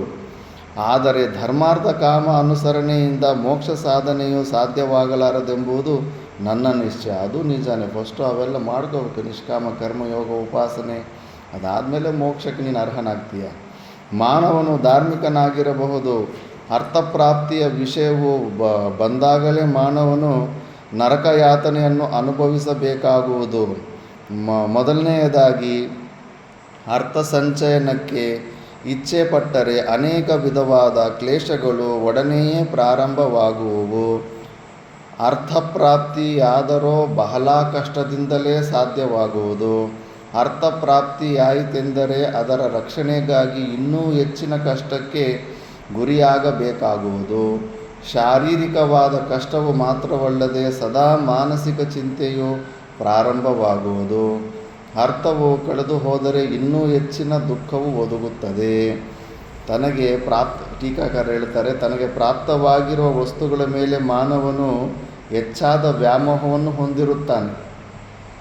ಕಾರಣಾಂತರಗಳಿಂದ ಆ ವಸ್ತುಗಳಿಗೆ ಉಪದ್ರವ ಸಂಭವಿಸಿದರೆ ಆ ಮನುಷ್ಯನು ಚಿಂತೆಗೆ ಒಳಗಾಗುತ್ತಾನೆ. ಒಂದು ಪರಕೆ ಕಾಣಿಸ್ಲಿಲ್ಲ ಅಂದರೆ ಮನುಷ್ಯಾಂತಿ ಕೆಟ್ಟೋಗ್ಬಿಡುತ್ತೆ. ಅಷ್ಟು ವೀಕ್ ಮೈಂಡ್ ಇರುತ್ತೆ ನಮ್ಮದು. ಎಷ್ಟು ವಸ್ತುಗಳಲ್ಲಿ ತಾದಾತ್ಮ್ಯ ಇಟ್ಕೊಂಡಿರ್ತೇವೆ. ಒಂದು ವಸ್ತು ಮೇಲಿನ ಪಂಚೆ ಸಿಗಲಿಲ್ಲ ಅಂದರೆ ಸಾಕು, ಒಂದೊಂದು ಸತಿ ಸಾಧುಗಳ ಮಧ್ಯೆ ಕೋಪಿನಗಳು ಕೂಡ ಒಂದೊಂದು ಸತಿ ಚೇಂಜ್ ಆಗಿಬಿಟ್ಟಿರ್ತವೆ. ಒಣಗಾಗಿರೋ ಕೋಪಿನ ಸಿಗಿಲ್ಲ ಅಂದರೆ ಒಂದು ದಿವಸ ತಲೆ ಕೆಟ್ಟೋಗ್ಬಿಡುತ್ತೆ. ಯಾರು ತಗೊಂಡೋದ್ರು, ಎಲ್ಲಿ ತಗೊಂಡೋದ್ರು, ಯಾಕೆ ತಗೊಂಡೋದ್ರು ಅಂತ. ಇಲ್ಲಿ ಬ್ರಾಹ್ಮಣನು ಅರ್ಥವೆಂದರೆ ಹಣದ ವಿಷಯವನ್ನು ಮಾತ್ರವೇ ಹೇಳುತ್ತಿಲ್ಲ. ತಾನು ಇಷ್ಟಪಡುವ ಯಾವುದೇ ಪದಾರ್ಥವಾದರೂ ಅದೇ ಅರ್ಥ. ಆ ಅರ್ಥವು ಸಂತಾನವೂ ಆಗಬಹುದು. ಸಂತಾನ ಕೂಡ ಅಷ್ಟೇ, ಮಕ್ಕಳು. ಮಕ್ಕಳೇನಾದರೂ ತಂದೆ ತಾಯಿ ಬದುಕಿದ್ದು ಮಕ್ಕಳು ಸತ್ತೋಗ್ಬಿಟ್ರೆ ಆ ನರಕ ಬೇಡ, ಘೋರವಾದಂಥ ನರಕ. ಯಾವುದಾದರೂ ಪದಾರ್ಥವಾಗಬಹುದು. ಆದ್ದರಿಂದ ಯಾವುದಾದರೂ ಪದಾರ್ಥದಲ್ಲಿಯೇ ಆಗಲಿ, ಸತೀಸುತರಲ್ಲಿಯೇ ಆಗಲಿ, ಯಾವನು ಎಷ್ಟು ಅಕ್ಕರೆಯನ್ನಿಟ್ಟಿರೋನೋ ಅವನ ಹೃದಯದಲ್ಲಿ ಆ ಅಕ್ಕರೆಯ ವಸ್ತುಗಳ ವಿರಹದ ಭಯದಿಂದ ಉಂಟಾಗುವ ಶೋಕದ ಈಟಿಗಳು ಅದೇ ಪ್ರಮಾಣದಲ್ಲಿಯೇ ಇರಿಯುತ್ತಿರುತ್ತವೆ. ಪ್ರಿಯತಮವಾದ ವಸ್ತುಗಳು ವಿರಹವೆಂಬುದನ್ನು ಮನುಷ್ಯನು ಜ್ಞಾಪಿಸಿಕೊಳ್ಳಲು ಭಯಪಡುವನು. ಆದ್ದರಿಂದ ವಸ್ತುಗಳ ಮೇಲೆ ಮೋಹ ಇದ್ದಾಗ ಅದು ದೂರ ಆಯ್ತಂದರೆ ತುಂಬಾ ನೋವಾಗುತ್ತೆ. ಅದಕ್ಕೆ ಬರ್ತಾರೇ ಅಂತಾರೆ, ನೋಡಪ್ಪ ನೀನು ಯಾವ್ಯಾವ ವಸ್ತುಗಳನ್ನು ಗಟ್ಟಿಗಿಟ್ಕೊಂಡಿದ್ದೀಯ, ಇದು ನಂದು, ನನ್ನ ಹತ್ರನೇ ಇರಬೇಕಂತ. ನೀನು ಎಷ್ಟು ಗಟ್ಟಿಗಿಟ್ಕೊಂಡಿದ್ರು ನಿನ್ನನ್ನು ಬಿಟ್ಟು ಒಂದು ದಿವಸ ಹೋಗೇ ಹೋಗ್ತವೆ. ನೀನು ಅದರಿಂದ ಈಗಲೇ ಮನಸ್ಸಿಂದ ಮುಂಚೆನೇ ಅದರ ಮೇಲೆ ಆಸೆ ಬಿಟ್ಬಿಡು, ನಿನಗೊಂದು ಲಾಭ ಇರುತ್ತೆ. ಏನು ಲಾಭ ಅಂದರೆ ಆ ವಸ್ತುಗೆ ನಿನ್ನಿಂದ ದೂರ ಆದಾಗ ಹೆಚ್ಚು ದುಃಖ ಬರಲ್ಲ. ನೀನು ಬೇಕು ಅಂದ್ಕೊಂಡಿರ್ತೀಯ, ಆವಾಗ ನಿನ್ನನ್ನು ಬಿಟ್ಟು ಹೊಟ್ಟೋಗ್ಬಿಟ್ರೆ ಹೆಚ್ಚು ದುಃಖ ಆಗುತ್ತೆ. ಮುಂಚೆನೇ ಅದರ ಮೇಲೆ ಆಸೆ ಬಿಟ್ಕೊಂಡಿದ್ರೇಗ ಅದು ದೂರ ಆದಾಗ ಹೆಚ್ಚು ದುಃಖ ಇರಲ್ಲ, ಕಡಿಮೆ ದುಃಖ ಇರುತ್ತೆ, ಆ ಫೆಸಿಲಿಟಿ ಇರುತ್ತೆ. ನಾನು ಯಾವ ರೀತಿಯಲ್ಲಿ ಇಂದು ಒದಗಿರುವ ಅಪಾಯದಿಂದ ಪಾರಾಗುವೆನು? ನನಗಂತೂ ಯಾವ ಮಾರ್ಗವೂ ತಿಳಿಯದಾಗಿದೆ. ಅಥವಾ ಅಪಾಯವಿಲ್ಲದ ಸ್ಥಳಕ್ಕೆ ಸಂಸಾರದೊಡನೆ ಓಡಿ ಹೋಗಿ ಬಿಡಲೆ? ಪ್ರಿಯಳೇ, ನಾನು ಹಿಂದೆ ಹೇಳಿದ ಮಾತುಗಳನ್ನು ನಿನ್ನ ಸ್ಮರಣೆಯಲ್ಲಿರುವುದೇ? ನಾವಿಲ್ಲಿಂದ ಕ್ಷೇಮವಾಗಿರುವ ಬೇರೆಯ ಸ್ಥಳಕ್ಕೆ ಹೋಗಿ ಜೀವಿಸೋಣವೆಂದು ಹಲವು ಬಾರಿ ನಿನಗೆ ಹೇಳಿದ್ದೇನು. ಆದರೆ ನೀನಾಗ ನನ್ನ ಮಾತಿಗೆ ಕಿವಿಗೂಡಲಿಲ್ಲ. ಎಷ್ಟೋ ಬಾರಿ ಹೇಳಿದರೂ ಇದು ನಾನು ಹುಟ್ಟಿದ ಸ್ಥಳ, ಇಲ್ಲಿಯೇ ನಾನು ಬೆಳೆದಿರುವುದು, ಇದು ನಮ್ಮ ತಾತ ಮುತ್ತಾತೆಂದರ ಊರು, ಇದನ್ನು ಬಿಡಲಾರೆ ಎಂದೇ ಹೇಳುತ್ತಾ ಬಂದೇ ಅಲ್ಲವೇ? ನಿಮ್ಮ ತಂದೆ ತಾಯಿಗಳು, ಬಂಧು ಬಳಗದವರು ಪರಲೋಕಕ್ಕೆ ಹೋದ ಮೇಲೆಯೂ ನಿನಗೆ ಈ ಊರಿನ ವ್ಯಾಮೋಹವು ಹೋಗದೆ ಇಲ್ಲಿಯೇ ಇರಬೇಕೆಂದು ಹಠ ಮಾಡಿದೆ. ನಿನ್ನ ಮಾತಾಪಿತೃಗಳ ಮೇಲಿನ ವ್ಯಾಮೋಹದಿಂದ ಹಿಂದೆ ನೀನು ಈ ಊರನ್ನು ಬಿಡಲು ಒಪ್ಪದೆ ಇದ್ದುದೇನೋ ಸರಿಯೇ. ಅನಂತರವಾದರೂ ನನ್ನ ಮಾತಿಗೆ ಒಪ್ಪಬಹುದಾಗಿದ್ದಿತು. ಯಾಕಂದರೆ ಅಲ್ಲಿ ಬಕಾಸುರನೋ ರಾಕ್ಷಸ ಇರ್ತಾನೆ. ಡೈಲಿ ಅದು ಬರುತ್ತೆ. ಈಗ ಒಂದು ಎತ್ತಿನ ಗಾಡಿ ತುಂಬ ಊಟ, 2 ಎತ್ತುಗಳು, ಆ ಒಂದು ಮನುಷ್ಯ. ಅವನಿಗೆ ನಂಚಿಕೊಳ್ಳೋದಕ್ಕೆ ಮನುಷ್ಯ ಕಂಪಲ್ಸರಿ ಬೇಕು ಊಟ ತಿನ್ನೋದಕ್ಕೆ. ಅದಕ್ಕೆ ಒಂದೇ ಸತಿ ಅವನು ಆ ದಾಳಿ ಮಾಡಿದ್ರೆ ಎಲ್ಲ ಸತ್ತೋಗ್ತಾರೆ ಅಂದ್ಬಿಟ್ಟು ಪಂಚಾಯಿತಿ ಡೀಲ್ ಮಾಡ್ಕೊಂಡಿರ್ತಾರೆ ದೊಡ್ಡ ಮನುಷ್ಯರು. ಇಲ್ಲಪ್ಪ, ನೀನು ಒಂದೇ ಸತಿ ಬಂದು ಇವನು ಸಾಯಿಸ್ತೀಯ, ನೀನು ಡೈಲಿ ಊಟಕ್ಕೆ ನಾವೇ ಕಳಿಸ್ತೀವಿ, ಒಬ್ಬೊಬ್ಬೊಬ್ಬರನ್ನೇ ತಿಂತಾಯಿರು, ಮಿಕ್ಕಿದವರಾದರೂ ಉಳಿದಿರ್ತಾರಲ್ಲ ಅಂತ. ಆ ಥರ ಅದಕ್ಕೆ ಇವೆಲ್ಲ ಹೆದರ್ತಾ ಇರೋದು. ಈಗ ಇಂದು ನೋಡು, ಆ ನಿನ್ನ ವ್ಯಾಮೋಹವೇ ಶೂಲಪ್ರಾಯವಾಗಿ ನಿಂತಿದೆ. ಹಿಂದೆ ನೀನು ಯಾವ ಬಂಧು ಬಳಗದವರ ಮೇಲಿನ ವ್ಯಾಮೋಹದಿಂದ ಈ ಊರನ್ನು ಬಿಡಲು ಒಪ್ಪದೆ ಹೋದೆಯೋ, ಅಂತಹ ಬಂಧುಗಳಿಗಿಂತಲೂ ಹೆಚ್ಚಿನ ಮಮತೆಯುಳ್ಳ ಬಂಧುವಿನ ಸಾವನ್ನು ಇಂದು ನೀನು ಪ್ರತ್ಯಕ್ಷವಾಗಿ ನೋಡುವ ಕಾಲವು ಸನ್ನಿಹಿತವಾಗಿದೆ. ಅಂತ ಸ್ವಂತ ಮಗನ್ನೇ ಸಾಯಿಸ್ಕೋಬೇಕಾದಂಥ ಪರಿಸ್ಥಿತಿ ಬರುತ್ತೆ. ಅಯ್ಯೋ, ಈ ದೃಶ್ಯವು ನಿಶ್ಚಯವಾಗಿಯೂ ಎಷ್ಟು ದುಃಖಕರವಾದದ್ದು, ಅದನ್ನು ನೆನೆಯಲು ಕೂಡ ಸಾಧ್ಯವಿಲ್ಲ. ಇದು ಹಾಗಾಗಬಾರದು. ನನ್ನ ಅವಸಾನ ಕಾಲವೇ ಸನ್ನಿಹಿತವಾಗಿದೆ. ನಾನು ನನ್ನ ಸತೀಸುತರನ್ನು ಬಳಿಗೊಟ್ಟು ಕಠಿಣ ಹೃದಯನಂತೆ ಖಂಡಿತವಾಗಿಯೂ ಬದುಕಿರಲಾರನೆ. ನೀನು ಸಹಧರ್ಮಚಾರಿಣಿಯಾಗಿಯೂ ಪತಿಯ ಸುಖವೇ ನಿನ್ನ ಸುಖವೆಂದು ಭಾವಿಸಿ ಸ್ವಸುಖವನ್ನು ನಿರ್ಲಕ್ಷಿಸಿರುವವಳು ಆಗಿರುವೆ. ನನ್ನ ಪೋಷಣೆಯಲ್ಲಿ ತಾಯಿಯಂತೆಯೂ ಇರುವೆ. ದೇವತೆಗಳು ನಿನ್ನನ್ನು ನನ್ನ ಆಪ್ತಲಾಗಿ ಗೆಳತಿಯನ್ನಾಗಿ ಮಾಡಿಕೊಟ್ಟಿದ್ದಾರೆ. ಎಲ್ಲ ಕಾಲಗಳಲ್ಲಿಯೂ ಶಾಶ್ವತವಾಗಿ ಇರುವವಳು ನೀನೊಬ್ಬಳೇ. ನನ್ನ ತಾಯಿ ತಂದೆಗಳು ನಿನ್ನನ್ನು ನನ್ನ ಗೃಹಸ್ಥಾಶ್ರಮದ ಕರ್ಮಾನುಷ್ಠಾನಗಳಿಗೆ ಅಧಿಕಾರಿಣಿಯನ್ನಾಗಿ ಸ್ವೀಕರಿಸುತ್ತಾರೆ. ಸತ್ಕುಲ ಪ್ರಸೂತೆಯಾದ ಸರ್ವಕಾಲದಲ್ಲಿಯೂ ಪತಿಯ ಹಿತದಲ್ಲಿಯೇ ನಿರತಲಾಗಿರುವ ಗುಣಸಂಪನ್ನೆಯಾದ ಪುತ್ರವತಿಯಾದ ನಿನ್ನನ್ನು ನನ್ನ ಪ್ರಾಣವನ್ನುಳಿಸಿಕೊಳ್ಳುವ ಸಲುವಾಗಿ ಖಂಡಿತವಾಗಿಯೂ ಪರಿತ್ಯಾಗ ಮಾಡಲಾರೆನು. ಈ ನನ್ನ ಮಗನನ್ನು ತಾನೇ ಹೇಗೆ ಬಲಿಗೊಡಲಿ? ಮಗ ನಿಂಗೆ ಬಲಿ ಕೊಡೋದಕ್ಕಾಗುತ್ತೆ? ಇವನಿನ್ನೂ ಬಾಲನಾಗಿರುವನು. ಯೌವನದ ಕುರುಹುಗಳಾದ ಗಡ್ಡ ಮೀಸೆಗಳು ಇವನಿಗೆ ಹುಟ್ಟಿಯೇ ಇರುವುದಿಲ್ಲ. ಇಂತಹ ಎಳೆ ವಯಸ್ಸಿನ ಕೂಸನ್ನು ಬಲಿಗೊಡಲು ಸಾಧ್ಯವಾದೀತೆ? ಮಗಳನ್ನು ತಾನೇ ಹೇಗೆ ಬಲಿಗೊಡಲಿ? ಸೃಷ್ಟಿಕರ್ತನು ಇವಳನ್ನು ನ್ಯಾಸರೂಪವಾಗಿಟ್ಟು ನನ್ನ ಮಗಳಾಗಿ ಹುಟ್ಟಿಸಿರುವುದರ ಕಾರಣವಾದರೂ ಏನು? ಸತ್ಕುಲ ಪ್ರಸೂತನಾದ ವರನಿಗೆ ಕೊಟ್ಟು ಮದುವೆ ಮಾಡಿ ಇವಳಲ್ಲಿ ಹುಟ್ಟುವ ಮಗನಿಂದ ದೌಹಿತ್ರಿನಿಂದ ಲಭಿಸುವ ಉತ್ತಮ ಲೋಕಗಳನ್ನು ನಾನು ಮತ್ತು ನನ್ನ ಪಿತೃಗಳು ಪಡೆಯಲೆಂದೇ ಅಲ್ಲವೇ? ನಾನೇ ಇವಳಿಗೆ ಜನ್ಮವಿತ್ತು. ಈಗ ಹೇಗೆ ತಾನೇ ಇವಳನ್ನು ಪರಿತ್ಯಜಿಸಲಿ? ತಂದೆಗೆ ಮಗನ ಮೇಲೆ ಹೆಚ್ಚು ಪ್ರೇಮವಿರುವುದೆಂದು ಕೆಲವರು, ಮಗಳ ಮೇಲೆ ಹೆಚ್ಚು ಪ್ರೇಮವಿರುವುದೆಂದು ಕೆಲವರು ಹೇಳ್ತಾರೆ. ಆದರೆ ನನಗೆ ಇವರಿಬ್ಬರ ಮೇಲೂ ಪ್ರೇಮವು ಸಮಾನವಾಗಿಯೇ ಇದೆ. ಆದುದರಿಂದ ಸತ್ಪುತ್ರರನ್ನು ಪಡೆದು ಈ ನನ್ನ ವಂಶದವರಿಗೆ ಸದ್ಗತಿಯನ್ನು ಕೊಡುವ ಬಾಳೆಯಾದ ನನ್ನೀ ಮಗಳನ್ನು ಖಂಡಿತವಾಗಿಯೂ ಬಲಿಗೊಡಲಾರೆನು. ನಾನೇ ಬಲಿಯಾಗಲೇ ಆಗಲಾದರೂ ನನಗೆ ಪರಲೋಕದಲ್ಲಿ ಶಾಂತಿ ಎಲ್ಲಿಯಾದು? ಅಂದರೆ ಆ ಥರ ರಾಕ್ಷಸರಿಗೆ ಸಿಕ್ಕಿದ್ರೇಗಿನ ಸದ್ಗತಿಗಳಿರೋದಿಲ್ಲ. ನನ್ನನ್ನು ನಗಳಿದ ಇವರಿಗೆ ಮುಂದೆ ತಮ್ಮ ಜೀವನವನ್ನು ನಡೆಸಲು ಹೇಗೆ ತಾನೇ ಸಾಧ್ಯವಾಗುವುದು? ಅದೊಂದು ಸಮಸ್ಯೆ ಇರುತ್ತೆ. ನಾನೇನೋ ಸತ್ತೋಗ್ಬಿಡ್ತೀನಿ ಕೂಡ, ಅವನಿಗೆ ಬಕಾಸುರ ನಾನು ಬಲಿ ಆಗೋನಂದ್ರೆ ಈಗನ ಸಣ್ಣ ಸಣ್ಣ ಮಕ್ಕಳು ಅವ್ರನ್ನ ಯಾರು ಸಾಕ್ತಾರೆ? ಮದುವೆ ಯಾರು ಮಾಡಬೇಕು? ಅದೊಂದು ಚಿಂತೆ ಇರುತ್ತೆ. ನಾನಿಲ್ಲ ಅಂದರೆ ಇವ್ರೇನಾಗ್ಬಿಡ್ತಾರೋ? ಗಂಡ ಹೆಂಡತಿ ಜಗಳ ಆಡ್ಕೊಂಡು ಒಂದು ಸತಿ ಗಂಡಂದ್ರದು ತಲೆ ಕೆಟ್ಟೋಗ್ಬಿಟ್ಟು ಹೊಟ್ಟೋಗ್ಬಿಡ್ತಾರೆ ಜಗಳ ಮಾಡ್ಕೊಂಡು. ನನಗೆ ಬರೋದಿಲ್ಲ, ನೀನೇ ಬದುಕೋಗಂದು. ಮತ್ತು ಅಲ್ಲಿ ಹೋಗ್ಬಿಟ್ಟು 2-3 ದಿವಸ ಆದಮೇಲೆ ಅವ್ರಿಗೆ ಚಿಂತೆ ಆಗುತ್ತೆ. ಮಕ್ಕಳ ಭವಿಷ್ಯತ್ತು ಹೆಂಗೋ ಏನಾಗುತ್ತೇನೋ, ಹಂಗೇನೋ ಹಿಂಗೇನೋ ಅಂತ ಮತ್ತೆ 2-3 ದಿವಸ ಎಲ್ಲೋ ತಿರುಪತಿನೋ ಅಲ್ಲೋ ಎಲ್ಲೋ ಗುಡಿಯಲ್ಲಿ ಟೈಮ್ ಪಾಸ್ ಮಾಡ್ಕೊಂಡು ಮತ್ತೆ ವಾಪಸ್ ಬಂದುಬಿಡ್ತಾರೆ. ಮಕ್ಕಳ ಮೇಲೆ ಇರುತ್ತೆ ಪ್ರೀತಿ. ಅವೆಲ್ಲ ಚಿಂತೆಗಳು ಬರ್ತಾ ಇರುತ್ತೆ ಮಮಕಾರದಲ್ಲಿ. ಒಟ್ಟಿನಲ್ಲಿ ಈ ಮೂವರಲ್ಲಿ ಯಾರೊಬ್ಬರನ್ನು ಬಲಿಗೊಡುವುದು ಕ್ರೂರವೂ ಮತ್ತು ನಿಂದ್ಯವೂ ಆಗುವುದು. ಇವರನ್ನು ಬಿಟ್ಟು ನಾನೇ ಹೋಗಿಬಿಟ್ಟರೂ ನನ್ನನ್ನು ಅಗಲಿದ ಇವರು ಮುಂದೆ ಜೀವಿಕೆಗೆ ಅವಕಾಶವಿಲ್ಲದೆ ವಿನಾಶ ಹೊಂದುವುದಂತೂ ನಿಶ್ಚಯ. ಅಯ್ಯೋ, ಇಂದು ನನಗೊದಗಿರುವ ಕಷ್ಟವು ನಿಶ್ಚಯವಾಗಿಯೂ ದುಸ್ಸಹವಾಗಿದೆ. ಹಾಗೂ ಇದರಿಂದ ಪಾರಾಗುವ ಬಗೆಯೂ ನನಗೆ ತೋರದಾಗಿದೆ. ಯಾವ ಮಾರ್ಗವನ್ನು ಅನುಸರಿಸಿ ಕಾರ್ಯ ಮಾಡಲಿ? ಇವರೆಲ್ಲರೊಡನೆಯೇ ನಾನು ಪ್ರಾಣತ್ಯಾಗ ಮಾಡಬೇಕು. ಅದೊಂದೇ ನನಗೆ ಈಗ ಉಳಿದಿರುವ ಮಾರ್ಗ. ಇವರಲ್ಲಿ ಯಾರೊಬ್ಬರನ್ನಾದರೂ ಪರಿತ್ಯಾಗ ಮಾಡಿ ನಾನು ಉಳಿದುಕೊಳ್ಳುವುದಂತೂ ಖಂಡಿತವಾಗಿ ಉಚಿತವಲ್ಲ. ಹಾಗೆ ಮಾಡಲು ನನಗೆ ಸಾಧ್ಯವಾಗುವುದೂ ಇಲ್ಲ. ಜನಮೇಜಯ, ಬ್ರಾಹ್ಮಣನು ಈ ಪ್ರಕಾರವಾದ ನಿರ್ಧಾರಕ್ಕೆ ಬಂದು ಮಾತನಾಡದೆ ಸುಮ್ಮನೆ ಕುಳಿತನು. ಪತಿವ್ರತ ಶಿರೋಮಣಿಯಾದ ಅವನ ಮಡದಿಯು ಪತಿಯನ್ನು ಸಂತೈಸುತ್ತಾ ಹೇಳಿದಳು, ಪತಿದೇವನೇ, ಪಂಡಿತೋತ್ತಮನಾದ ನೀನು ಸಾಧಾರಣ ಮನುಷ್ಯರಂತೆ ಹೀಗೆಲ್ಲ ದುಃಖಿಸಬಾರದು. ಎಂಥ ಪಾಂಡಿತ್ಯ ಆದರೂ ಕೂಡ ಮಕ್ಕಳಿಗೆ ಆಪತ್ತಿ ಬಂದಾಗ ಹೊಟ್ಟೋಗ್ಬಿಡುತ್ತೆ ವೇದಾಂತ ಎಲ್ಲ. ಕಾಶಿನಲ್ಲಿ ಒಬ್ಬ ಒಳ್ಳೆ ಶ್ರೇಷ್ಠವಾದ ಪಂಡಿತ ಇರ್ತಾನೆ. ಪ್ರಪಂಚದಲ್ಲಿ ಆ ಕಾಶಿ ಯೂನಿವರ್ಸಿಟಿನಲ್ಲಿ ನಂಬರ್ 1 ಅಂದರೆ ವರ್ಲ್ಡಲ್ಲಿ ನಂಬರ್ 1 ಅಂತ. ಆ ಪಂಡಿತನ ಹತ್ರಾಗಿ ಪ್ರಿನ್ಸಿಪಾಲ್ ಸೆಕ್ರೆಟ್ರಿ ಆಗಿರ್ತಾನೆ ಯೂನಿವರ್ಸಿಟಿಗೆ ಮೇಯ್ನ್ ಅದೇ ಆಗಿರ್ತಾನೆ ಅಂಥದ್ದು. ಅವನ ಹತ್ರ ಹೋಗ್ಬಿಟ್ಟು ಸನ್ಯಾಸಿಗಳು ಕೂಡ ಹೋಗ್ಬಿಟ್ಟು ಓದ್ಕೊಂಡು ಬರ್ತಾಯಿದ್ರು. ಅವ್ರ ಮನೆಯಲ್ಲಿ ಸ್ಪೆಷಲ್ ಕ್ಲಾಸ್ ತಗೊತಾ ಇದ್ದ. ಈಗ ಋಷಿಕೇಶ್ ಕೈಲಾಸಾಶ್ರಮದಲ್ಲಿ ಅಷ್ಟು ದೊಡ್ಡ ಮಂಡಲೇಶ್ವರ್ ಕೂಡ ಒಂದು ಸಮಯದಲ್ಲಿ ಕಾಶಿನಲ್ಲಿ ಆ ಪಂಡಿತರ ಹತ್ರನೇ ಓದ್ಕೊಂಡಿರೋದು. ಆ ಪಂಡಿತರು ಪೂರ್ವಜರು ಕನ್ನಡಿಗರು. ಒಂದು 300-400 ವರ್ಷ ಮುಂಚೆನೇ ಅಲ್ಲೋಗಿ ಸೆಟ್ಲ್ ಆಗಿಬಿಟ್ಟಿದ್ದಾರೆ ಕಾಶಿನಲ್ಲಿ.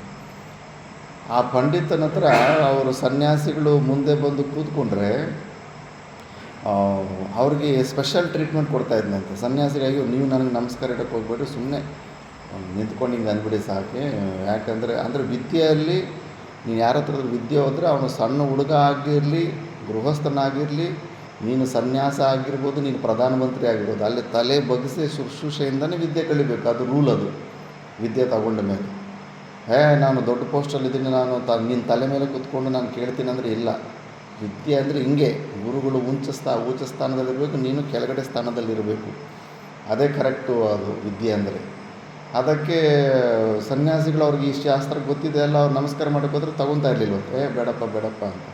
ಶಿಷ್ಯರು ಮಿಕ್ಕಿದ್ದು ಬ್ರಹ್ಮಚಾರಿ ಶಿಷ್ಯರು ಇರ್ತಾರಲ್ಲ, ಅವರು ಒಂದು ದಿವಸ ಕೇಳಿದ್ರಂತೆ, ಅಲ್ಲ ಗುರುಗಳೇ, ನಿಮಗಿಂತ ಪ್ರಪಂಚದಲ್ಲಿ ಯಾರೂ ಇಲ್ಲ, ಅವ್ರು ನಿಮ್ಮ ಹತ್ರ ಬಂದು ಓದ್ಕೊಳ್ತಾ ಇರೋಂಥ ವಿದ್ಯಾರ್ಥಿಗಳು, ಅವ್ರಿಗೆ ಯಾಕೆ ಇಷ್ಟೊಂದು ಮರ್ಯಾದೆ ಕೊಡ್ತೀರಾ ನೀವು ಅಂತ ಕೇಳಿದ್ರಂತೆ. ಅವ್ರು ಒಂದೇ ಮಾತಂದ್ರಂತೆ, ಅಲ್ಲ ಕಣು, 15 ದಿವಸದ ಹಿಂದ್ಗಡೆನೇ ನನ್ನ ಮಗನಿಗೆ ಟೈಫಾಯ್ಡ್ ಜ್ವರ ಬಂದಿತ್ತು, ಹಾಸ್ಪಿಟ್ಲಲ್ಲಿ ಅಡ್ಮಿಟ್ ಆಗಿದ್ದ. ಎಂಥ ಪರಿಸ್ಥಿತಿ ಅಂದರೆ ಊಟ ಕೂಡ ತಿನ್ನೋದ ಪರಿಸ್ಥಿತಿಯಲ್ಲಿ ಇರಲಿಲ್ಲ, ಎಲ್ಲ ಗ್ಲೂಕೋಸ್ ಬಾಟ್ಲಿಂದ ನಡೀತಾಯಿತ್ತು. ಅವನ ಅನಾರೋಗ್ಯ ವಿಷಯದಲ್ಲಿ ನನ್ನ ವೇದಾಂತ ಎಲ್ಲ ಸತ್ತೋಯ್ತು, ಏನು ಕೆಲಸಕ್ಕೆ ಬರಲಿಲ್ಲ. ಮಕ್ಕಳ ಮೇಲೆ, ಹೆಂಡತಿ ಮೇಲೆ ನಮಗಿರೋ ಮೋಹ, ಮಮಭಾವ ಎಷ್ಟು ಭಯಂಕರವಾಗಿರುತ್ತೆ.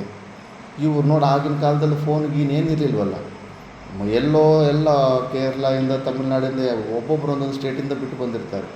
ಸಣ್ಣ ವಯಸ್ಸಿನಲ್ಲೇ ಗೃಹಸ್ಥಾಶ್ರಮದ ಮೇಲೆ ಯಾವುದು ವ್ಯಾಮೋಹ ಇದ್ದರೆ ಮದುವೆ ಮಾಡ್ಕೊಳ್ದಿರ, ಸಣ್ಣ ವಯಸ್ಸಲ್ಲಿ ಹೆತ್ತ ತಂದೆ ತಾಯಿಯನ್ನೆಲ್ಲ ಬಿಟ್ಟು ಬಂದು ಇಲ್ಲಿ ಸಾಧನೆ ಮಾಡ್ತಾರಲ್ಲ, ಆ ಮಮಭಾವ ಅನ್ನೋದು ಇವ್ರಿಗೆ ಏನೂ ಇಲ್ಲವಲ್ಲ. ಅದಕ್ಕೆ ಇವ್ರು, ನನ್ನ ದೃಷ್ಟಿಯಲ್ಲಿ ಇವ್ರು ನನಗಿಂತ ಗ್ರೇಟು. ನಂದು ಥಿಯರಿ ವೇದಾಂತ, ಇವ್ರದ್ದು ಪ್ರಾಕ್ಟಿಕಲ್ ವೇದಾಂತ. ಅದಕ್ಕೆ ಇವರು ನನ್ನ ದೃಷ್ಟಿಯಲ್ಲಿ ಇವರು ತುಂಬ ಗ್ರೇಟು ಅನಿಸುತ್ತೆ ಅಂತ. ನಿಜ ಅದು. ಮಮಕಾರನ್ನು ದೂರ ಮಾಡಿಕೊಡೋದು. ವಶಿಷ್ಠ ಮಹರ್ಷಿ ಅಂತವನು ಮಕ್ಕಳು ಸತ್ತೋಗ್ಬಿಟ್ರೆ ಆತ್ಮಹತ್ಯೆ ಮಾಡ್ಕೊಳಕ್ಕೆ ಹೋಗ್ತಾನೆ. ರಾಮಚಂದ್ರ ಪ್ರಭುಗೆ ಜ್ಞಾನೋದಯ ಮಾಡಿರೋಂಥವ್ರು. ಮಕ್ಕಳ ಮೇಲೆ ಇರೋ ಆ ಪ್ರೀತಿ ಅದು ಆಟೋಮೆಟಿಕ್ಕಾಗಿ ನಿನ್ನನ್ನು ಅಳಿಸ್ಬಿಡುತ್ತೆ. ಆದ್ದರಿಂದ ಈತನು ಪಂಡಿತನಾಗಿದ್ದಾನೆ. ಪಂಡಿತೋತ್ತಮನಾದ ನೀನು ಸಾಧಾರಣ ಮನುಷ್ಯರಂತೆ ಹೀಗೆಲ್ಲ ದುಃಖಿಸಬಾರದು. ಯಾಕೆ ದುಃಖಿಸಬಾರ್ದಂದರೆ ಯಾಕೆ ಆಗುತ್ತೆ, ಅದು ಎಮೋಷ್ನಲ್ ಆಗಿ ಕನೆಕ್ಟ್ ಆಗಿಬಿಟ್ಟಿರ್ತಾರೆ. ಅದೂ ಅಲ್ಲದೆ ಇದು ದುಃಖಿಸುತ್ತಾ ಕುಳಿತುಕೊಳ್ಳುವ ಕಾಲವೂ ಅಲ್ಲ. ನೀನು ತಿಳಿದವನಲ್ಲವೇ, ಹುಟ್ಟಿದ್ದ ಪ್ರಾಣಿಗಳೆಲ್ಲವೂ ಒಂದಲ್ಲ ಒಂದು ದಿನ ಸತ್ತು ಹೋಗಲೇಬೇಕು. ಈ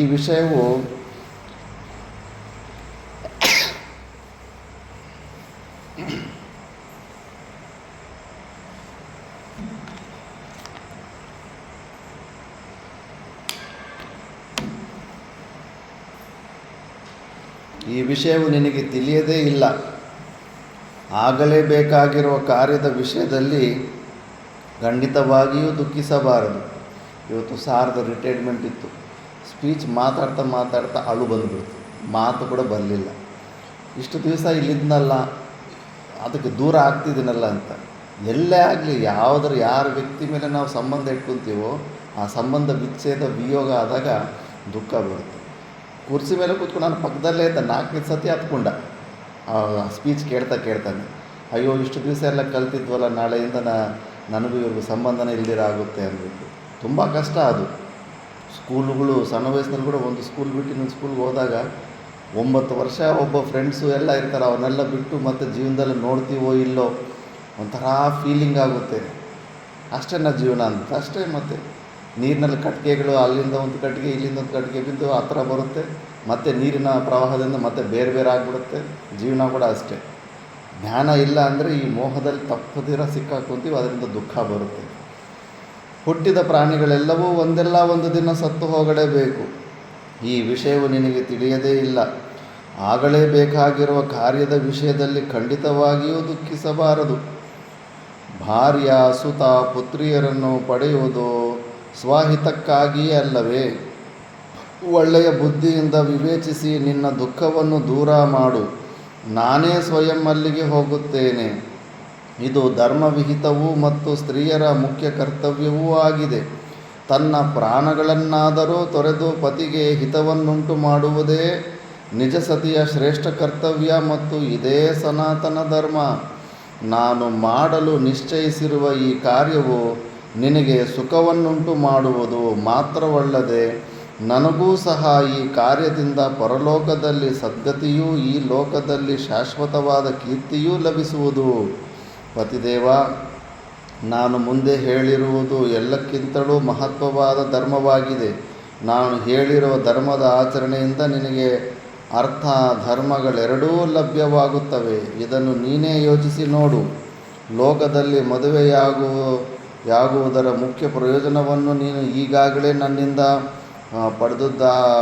ಪಡೆದದ್ದಾಗಿದೆಯಲ್ಲವೇ? ಮಕ್ಕಳ ಪ್ರಾಪ್ತಿಯೇ ಮದುವೆಯ ಮುಖ್ಯ ಪ್ರಯೋಜನ. ನಮ್ಮ ಕುಲಕ್ಕೆ ದೀಪಪ್ರಾಯನಾಗಿರುವ ಒಂದು ಗಂಡು ಮಗುವನ್ನು, ದೌಹಿತ್ರನನ್ನು ಪಡೆಯಲು ಒಂದು ಹೆಣ್ಣು ಮಗುವನ್ನು ಪಡೆದಿರುತ್ತೇನೆ. ಆದುದರಿಂದ ನನ್ನಿಂದಾಗಬೇಕಾದ ಕಾರ್ಯವು ಮುಗಿದು ಹೋಗಿದೆ. ನನ್ನ ಋಣವನ್ನು ತೀರಿಸಿಬಿಟ್ಟಿದ್ದೇನೆ.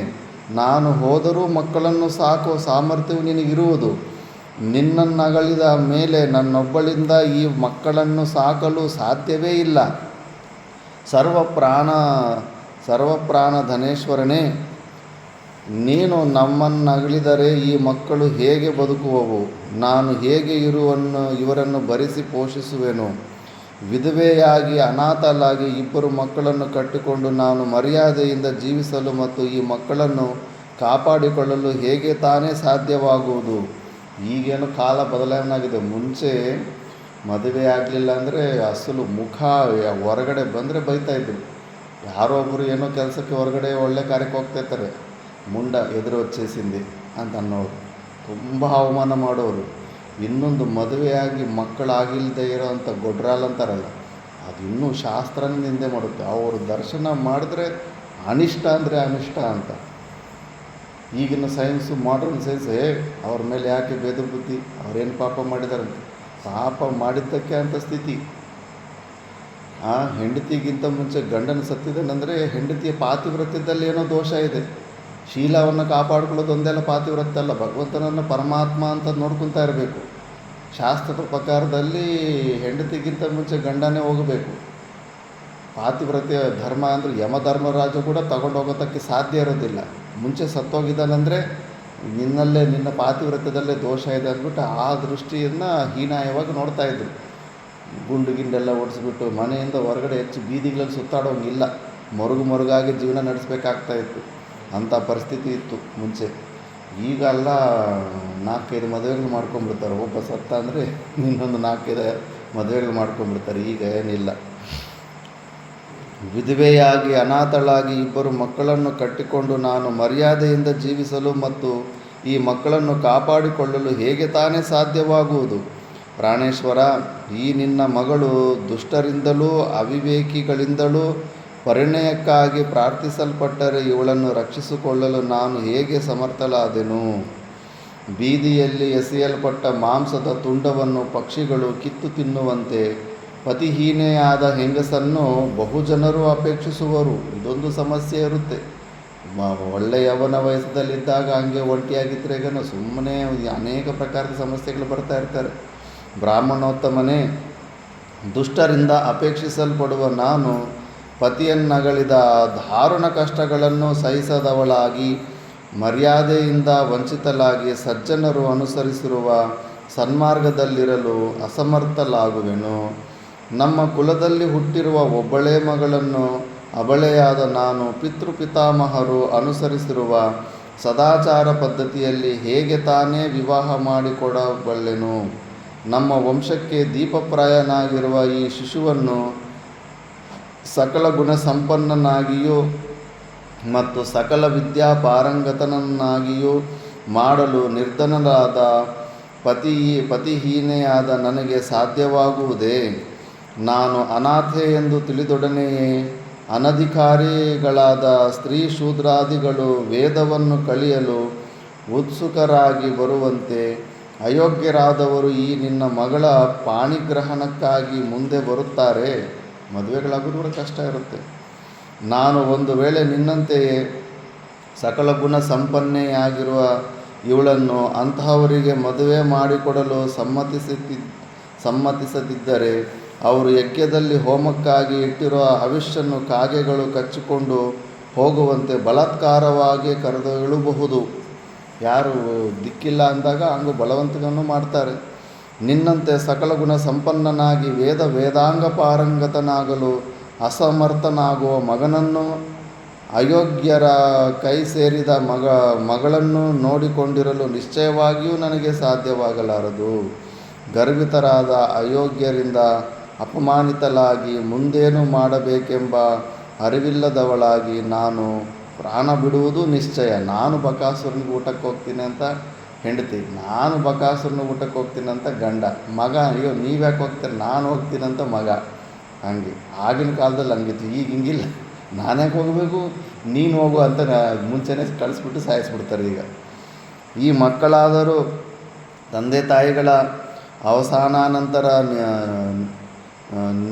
ನೀರೊಣಗಿದ ಕೆರೆಯಲ್ಲಿ ಮೀನುಗಳಂತೆ ರಕ್ಷಕರಿಲ್ಲದೆ ಸತ್ತು ಹೋಗುವರು. ಪತಿದೇವ, ಆದುದರಿಂದ ನೀನೊಬ್ಬನು ನಮ್ಮನ್ನಗಲಿದರೆ ನಾವು ಮೂವರು ಖಂಡಿತವಾಗಿಯೂ ವಿನಾಶ ಹೊಂದುವೆವು. ಆದುದರಿಂದ ನೀನು ನಮ್ಮನ್ನು ಪರಿತ್ಯಜಿಸಿ ಹೋಗುವುದು ಖಂಡಿತವಾಗಿಯೂ ಸಾಧುವಲ್ಲ. ಈ ಕಾರಣಗಳಿಂದ ನೀನು ನನ್ನನ್ನು ತ್ಯಾಗ ಮಾಡುವುದೇ ಯುಕ್ತವಾಗಿ ಕಾಣುತ್ತದೆ ಮತ್ತು ಇದು ಧರ್ಮಸಮ್ಮತವೂ ಆಗಿದೆ. ಪುತ್ರವತಿಯಾದ ಹೆಂಗಸು ಗಂಡನಿಗಿಂತಲೂ ಮೊದಲು ಸಾಯುವುದು ಶ್ರೇಯಸ್ಕರವೆಂದು ಪ್ರಶಂಸನೀಯವೆಂದು ಧರ್ಮ ಕೋವಿದರು ಹೇಳುತ್ತಾರೆ. ಗಂಡನಿಗಿಂತ ಮುಂಚೆ ಸಾಯೋದು ಒಳ್ಳೆ ಸಾವು ಅಂತ.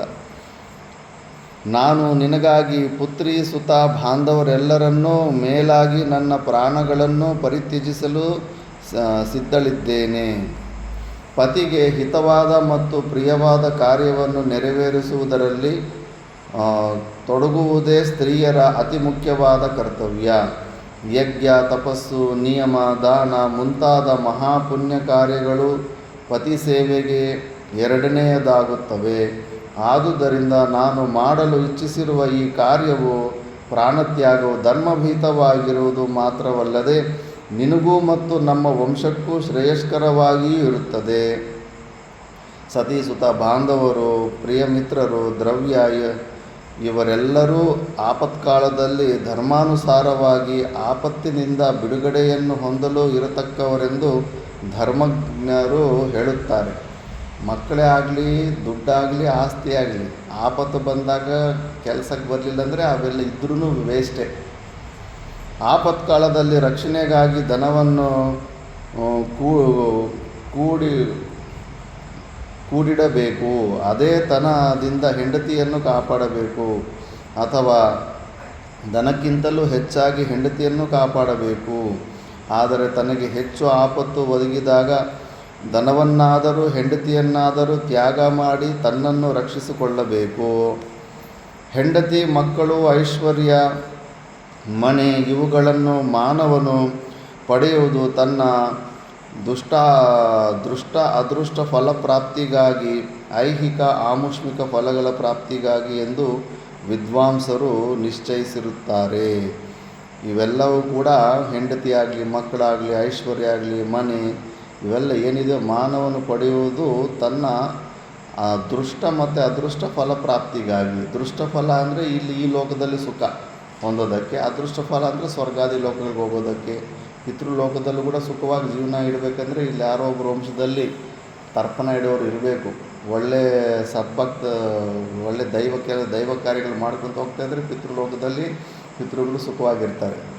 ಇಲ್ಲ ಅಂದರೆ ಅದಕ್ಕೆ ಅವರು ಕೋಪದಿಂದ ಒಂದೊಂದು ಸತಿ ಶಾಪಗಳಿಟ್ಬಿಡ್ತಾರೆ. ನಮ್ಮನ್ನು ನೆನೆಸ್ಕೊತಾನೇ ಇಲ್ಲ ಇವರು, ವರ್ಷಕ್ಕೊಂದು ಸತಿ ಆದರೂ ನೆನೆಸ್ಕೊಳ್ಳೋದಿಲ್ಲ. ಇಲ್ಲಿನ ಒಂದು ವರ್ಷ ಅವ್ರಿಗೆ ಒಂದು ದಿವಸ, ವರ್ಷಕ್ಕೆ ಒಂದು ಸತಿ ಅವ್ರಿಗೆ ಆ ಥರ ತರ್ಪಣ ಅವ್ರು ನೆನೆಸ್ಕೊಂಡು ಅವ್ರ ಹೆಸರಲ್ಲಿ ಸ್ವಲ್ಪ ಪೂಜೆ ಪುನಸ್ಕಾರ ಮಾಡಿ ಅವ್ರಿಗೆ ಇಷ್ಟವಾದ ವಸ್ತುವನ್ನು ಫೋಟೋಗಳ ಮುಂದೆ ಇಟ್ಟು ಏನು ಸಮರ್ಪಣೆ ಮಾಡ್ತಿರಲಿಲ್ಲ ಮಾನಸಿಕವಾಗಿ, ಅದು ಅವ್ರಿಗೆ ಅಲ್ಲಿ ಮುಟ್ಟುತ್ತೆ. ಅದು ಆವಾಗ ಅವರು ಆಶೀರ್ವಾದ ಮಾಡ್ತಾರೆ. ತನಗೆ ಸೇರಿದ ಬಂಧು ಜನರೆಲ್ಲರನ್ನೂ ಒಟ್ಟಾಗಿ ಸೇರಿಸಿ ತೂಗಿದರೂ ಕುಲ ಸಂವರ್ಧನಕ್ಕೆ ಕಾರಣಭೂತವಾದ ತನ್ನ ಶರೀರಕ್ಕೆ ಸಮನಾಗಲಾರದೆಂಬುದು ವಿದ್ವಾಂಸರ ಅಭಿಪ್ರಾಯವಾಗಿದೆ. ಪತಿದೇವ, ಹೀಗೊದಗಿರುವ ಆಪತ್ತಿನ ನಿವಾರಣೆಗೆ ನನ್ನನ್ನು ಉಪಯೋಗಿಸಿಕೊಳ್ಳುವುದೇ ಸೂಕ್ತವಾಗಿದೆ. ಹೀಗೆ ಮಾಡಿ ನಿನ್ನ ಆತ್ಮವನ್ನು ನೀನು ಸಂರಕ್ಷಿಸುವವನಾಗು. ಈ ಮಕ್ಕಳನ್ನು ಸಂರಕ್ಷಿಸು. ನನಗಲ್ಲಿಗೆ ಹೋಗಲು ಅನುಮತಿಯನ್ನು ಕೊಡು. ಆರ್ಯನೇ, ಮೇಲಾಗಿ ನಾನೇ ಅಲ್ಲಿಗೆ ಹೋದರೆ ರಾಕ್ಷಸನು ನನ್ನನ್ನು ತಿಂದು ಬಿಡುವನೆಂದು ಹೇಳಲಾಗುವುದಿಲ್ಲ. ಧರ್ಮವಿದರು ಸ್ತ್ರೀ ಹತ್ಯೆಯ ನಿಷಿದ್ಧವೆಂದು ಭಾವಿಸಿರುವರು. ರಾಕ್ಷಸರಲ್ಲಿಯೂ ಧರ್ಮಜ್ಞರು ಇರುತ್ತಾರೆ. ಆದುದರಿಂದ ಆ ರಾಕ್ಷಸನು ಗಂಡಸರನ್ನು ತಿನ್ನುವನೆಂಬುದು ನಿಶ್ಚಯವಾದರೂ ಹೆಂಗಸಾದ ನನ್ನನ್ನು ತಿನ್ನದೇ ಇರಬಹುದು. ಈ ಕಾರಣದಿಂದಾದರೂ ನನ್ನನ್ನೇ ರಾಕ್ಷಸನ ಬಲಿಗೆ ಕಳುಹಿಸುವುದು ಸರ್ವತಾಯುಕ್ತವಾಗಿದೆ. ಪತಿದೇವ, ನಾನು ನಿನ್ನೊಡನಿದ್ದು ಸಂಪೂರ್ಣ ಸುಖವನ್ನು ಅನುಭವಿಸಿರುವೆನು. ನನಗೆ ಬೇಕಾದ ವಸ್ತುಗಳೆಲ್ಲವನ್ನೂ ಪಡೆದು ಸಂತುಷ್ಟಲಾಗಿರುವೆನು. ನಿನ್ನ ಸೇವೆ ಮಾಡಿ ಧರ್ಮವನ್ನು ಗಳಿಸಿರುವೆನು. ಮೇಲಾಗಿ ಪುತ್ರವತಿಯೂ ಆಗಿರುವೆನು. ನನ್ನ ಜೀವಮಾನದಲ್ಲಿ ಇದಕ್ಕಿಂತಲೂ ಹೆಚ್ಚು ಸಾಧಿಸಬೇಕಾಗಿರುವುದೇನಿದೆ? ಆದುದರಿಂದ ಪ್ರಾಣ ಬಿಡಲು ನನಗೆ ವ್ಯಥೆಯಾಗುವುದಿಲ್ಲ. ಸಂತೋಷವಾಗಿಯೇ ಪ್ರಾಣ ಬಿಡುವೆನು. ಮಕ್ಕಳು ಇನ್ನೂ ಬಹಳ ಚಿಕ್ಕವರೆಂದು ವ್ಯಥೆ ಪಡಬೇಕಾಗಿಲ್ಲ. ಇಬ್ಬರೂ ಸಾಕಷ್ಟು ದೊಡ್ಡವರಾಗಿದ್ದಾರೆ. ಆದುದರಿಂದ ನಿನಗೆ ಒಳ್ಳೆಯದನ್ನು ಮಾಡುವುದೊಂದೇ ಇಂದಿನ ನನ್ನ ಮುಖ್ಯ ಕರ್ತವ್ಯವಾಗಿದೆ. ಇವೆಲ್ಲವನ್ನೂ ಯೋಚಿಸಿಯೇ ನಾನು ಈ ನಿರ್ಧಾರಕ್ಕೆ ಬಂದಿರುವೆನು. ಪತಿದೇವ, ನನ್ನನ್ನು ಕಳಿಸಿದ ನಂತರ ನೀನು ಬೇರೊಬ್ಬಳನ್ನು ಮದುವೆಯಾಗಲೂಬಹುದು. ಅವಳೊಡನೆ ಯಥಾಪೂರ್ವವಾಗಿ ಪುನಃ ಶ್ರೌತ ಸ್ಮಾರ್ತ ಕರ್ಮಾನುಷ್ಠಾನಗಳನ್ನು ಆಚರಿಸಬಹುದು. ಮಂಗಳ ಸ್ವರೂಪನೇ, ಹೀಗೆ ಮಾಡುವುದರಿಂದ ಪಾಪಲೇಶವೂ ಇಲ್ಲ. ಆ ಪತ್ನಿತ್ವವು ಪುರುಷನಿಗೆ ಅಧರ್ಮವಾಗಲಾರದು. ಈಗನೂ ಅವ್ರು ಹೇಳಿದ್ರೆ ಕೋಪ ಬರುತ್ತೆ ಹೆಣ್ಮಕ್ಳಿಗೆ. ಏನು ಗಂಡು ಮಕ್ಕಳೇ ಏನು ಹೆಚ್ಚು ಮದುವೆ ಮಾಡ್ಕೋಬೋದಾ ಅಂತ.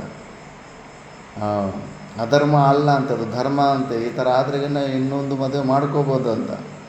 ಆದರೆ ಪತಿ ಇದ್ದಾಗಲಾಗಲಿ ಅಥವಾ ಸತ್ತ ಮೇಲಾಗಲಿ ಪೂರ್ವಪತಿಯನ್ನು ಉಲ್ಲಂಘಿಸುವುದು ಸ್ತ್ರೀಯರಿಗೆ ದೊಡ್ಡ ಅಧರ್ಮ. ಹೆಣ್ಣು ಮಕ್ಕಳಿಗೆ ಮದುವೆ ಮಾಡ್ಕೊಳ್ಳೋದು ಅದು ದೊಡ್ಡ ಅಧರ್ಮ. ಒಂದು ಗಂಡನನ್ನು ಬಿಟ್ಟು ಇನ್ನೊಂದು ಮಾಡ್ಕೊಳ್ಳೋದು ಶಾಸ್ತ್ರ ಒಪ್ಪೋದಿಲ್ಲ. ಗಂಡು ಮಕ್ಕಳು ಮಾಡ್ಕೋಬೋದಂತೆ. ಅದಕ್ಕೆ ಹೆಣ್ಣು ಮಕ್ಕಳೆಲ್ಲ ಶಾಸ್ತ್ರನ ತೆಗೆದು ಪಕ್ಕಕ್ಕೆ ಹಾಕ್ಬಿಡ್ತಾರೆ. ಈ ಶಾಸ್ತ್ರ ನಮ್ಮ ಪರವಾಗಿಲ್ಲ, ನಮ್ಗೆ ಅನುಗುಣವಾಗಿ ಇದು ಯಾರು ಗಂಡಸರೇ ಬರ್ಕೊಂಡಂಗಿದ್ದಾರೆ ಈ ಪುಸ್ತಕಗಳು ಅಂತ. ಧರ್ಮ ಸೂಕ್ಷ್ಮಗಳಿರ್ತಾವೆ, ನಮಗೆಲ್ಲ ಗೊತ್ತಾಗೋದಿಲ್ಲ. ಅದರಿಂದ ಹೇಯವಾದದ್ದು ಮತ್ತು ನಿಂದ್ಯವಾದದ್ದು ಇವೆಲ್ಲವನ್ನು ಪರ್ಯಾಲೋಚಿಸಿ ಆತ್ಮನಾಶವು ನಿಂದ್ಯವೆಂಬುದನ್ನು ತಿಳಿದವನಾಗಿ ನನ್ನನ್ನು ರಾಕ್ಷಸನಲ್ಲಿಗೆ ಕಳುಹಿಸಿ ನಿನ್ನನ್ನು ಮಕ್ಕಳನ್ನು ವಂಶವನ್ನು ರಕ್ಷಿಸು. ಜನಮೇಜಯ, ಪತ್ನಿ ಆಡಿದ ಮಾತುಗಳನ್ನು ಕೇಳಿ ಬ್ರಾಹ್ಮಣನು ಅವಳನ್ನು ಬಾಚಿ ತಬ್ಬಿಕೊಂಡನು. ಯದ್ಯಪಿ ಬ್ರಾಹ್ಮಣಿಯು ಆತ್ಮಬಲಿಗೆ ಸಿದ್ಧಲಾಗಿದ್ದರೂ ಸಕಲ ಗುಣ ಸಂಪನ್ನೆಯಾದ ಭಾರ್ಯೆಯನ್ನು ಕಳುಹಿಸಿಬಿಡಲು ಬ್ರಾಹ್ಮಣನಿಗೆ ಸಾಧ್ಯವಾದೀತೆ.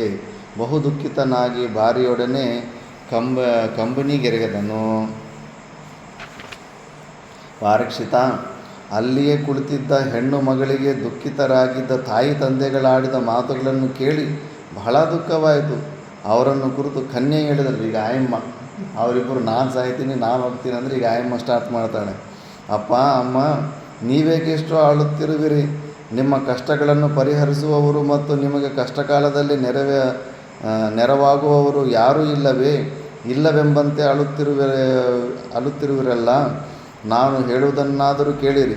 ನಿಮ್ಮ ದುಃಖವನ್ನು ನಿಲ್ಲಿಸಿರಿ. ಅನಂತರ ನಿಮಗೆ ಸೂಕ್ತ ಕಂಡಂತೆ ವರ್ತಿಸಿರಿ. ಎಂದಾದರೊಂದು ದಿನ ನನ್ನನ್ನು ಮನೆಯಿಂದ ಹೊರಕ್ಕೆ ಕಳುಹಿಸಲೇಬೇಕಾಗಿರುವುದು. ಇದು ನಿಮ್ಮ ಕರ್ತವ್ಯವೂ ಆಗಿರುತ್ತದೆ. ಇದರಲ್ಲಾವ ಸಂಶಯವೂ ಇರುವುದಿಲ್ಲ. ನನ್ನನ್ನು ಕಳುಹಿಸಬೇಕೆಂಬ ವಿಧಿ ನಿಯಮವೇ ಆಗಿರುವಾಗ ಎಂದೋ ಕಳುಹಿಸಿಕೊಡುವುದಕ್ಕೆ ಬದಲಾಗಿ ಹಿಂದೆ ನನ್ನನ್ನು ರಾಕ್ಷಸನ ಬಳಿಗೆ ಕಳುಹಿಸಿಕೊಟ್ಟು ಈಗ ಒದಗಿರುವ ಕಷ್ಟದಿಂದ ಪಾರಾಗಕೂಡದೇಕೆ? ಹೆಣ್ಣು ಮಕ್ಕಳು ಬೇಕಾದರೆ ತಂದೆ ತಾಯಿ ಮನೆ ಸಲುವಾಗಿ ಭಯಂಕರವಾಗಿ ತ್ಯಾಗಗಳು ಮಾಡ್ತಾರೆ.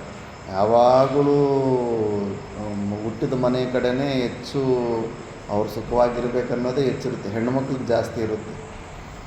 ಇಹಲೋಕದಲ್ಲಿ ರಕ್ಷಣೆ ಪಡೆಯಲು ಮತ್ತು ಪರಲೋಕದಲ್ಲಿ ಸದ್ಗತಿಯನ್ನು ಪಡೆಯಲು ಮಾನವರು ಸಂತಾನವನ್ನು ಅಪೇಕ್ಷಿಸುವರು. ಆದುದರಿಂದ ಈಗ ನಿಮಗೊದಗಿರುವ ಕಷ್ಟವೆಂಬ ಪ್ರವಾಹವನ್ನು ನನ್ನನ್ನೇ ದೋಣಿಯ ರೂಪದಲ್ಲಿಟ್ಟುಕೊಂಡು ದಾಟಬಹುದಲ್ಲವೇ? ಮಕ್ಕಳು ತಂದೆ ತಾಯಿಗಳನ್ನು ಇಹದಲ್ಲಿ ಅನೇಕ ಕಷ್ಟಗಳಿಂದಲೂ ಪರದಲ್ಲಿ ಪುತ್ ಎಂಬ ನರಕದಿಂದ ಪಾರು ಮಾಡುವುದಿಂದಲೇ ಪುತ್ರರೆಂದು ಕರೆಯಲ್ಪಡುತ್ತದೆ. ಅದು ನಿಜ. ಅದು ಪುತ್ರ ಅಂದರೆ ಏನು? ಸರ್ವತಾ ತಾರಯೇತ್ ಪುತ್ರ ಪುತ್ರ ಇತ್ಯುಚ್ಯತೆ ಬುಧೈ. ಅಂದರೆ ಇಹವಾ ತಾರಯೇತ್ ದುರ್ಗಾದುತವಾ ಪ್ರೇತ್ಯ ಭಾರತ ಸರ್ವತಾ ತಾರಯೇತ್ ಪುತ್ರ ಇತ್ಯುಚ್ಯತೆ ಬುಧೈಹಿ. ಪುಂನಾಮ ನರಕದಿಂದ ಪಾರು ಮಾಡೋ ಅಂಥವನ್ನೇ ಪುತ್ರ ಅಂತಾರೆ.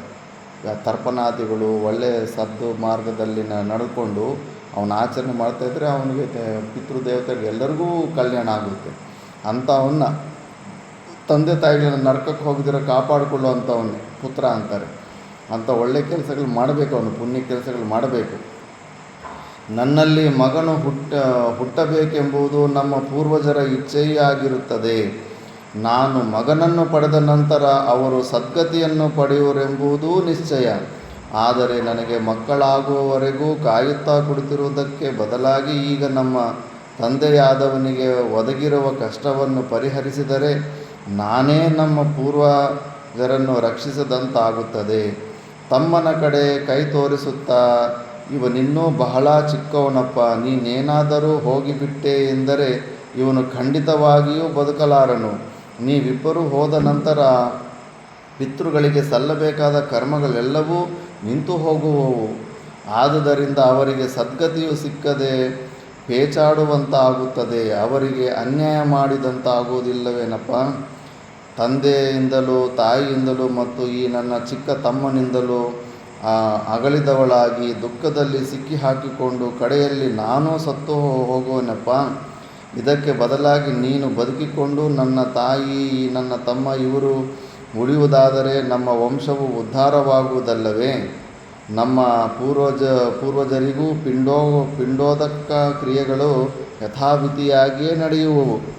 ಜನಕನೇ, ಆತ್ಮಾವೈ ಪುತ್ರಾನಾಮಾಸಿ ಎಂಬಂತೆ ಮಗನು ತಂದೆಯ ಪ್ರಕೃತಿಯಾಗಿರುವನು.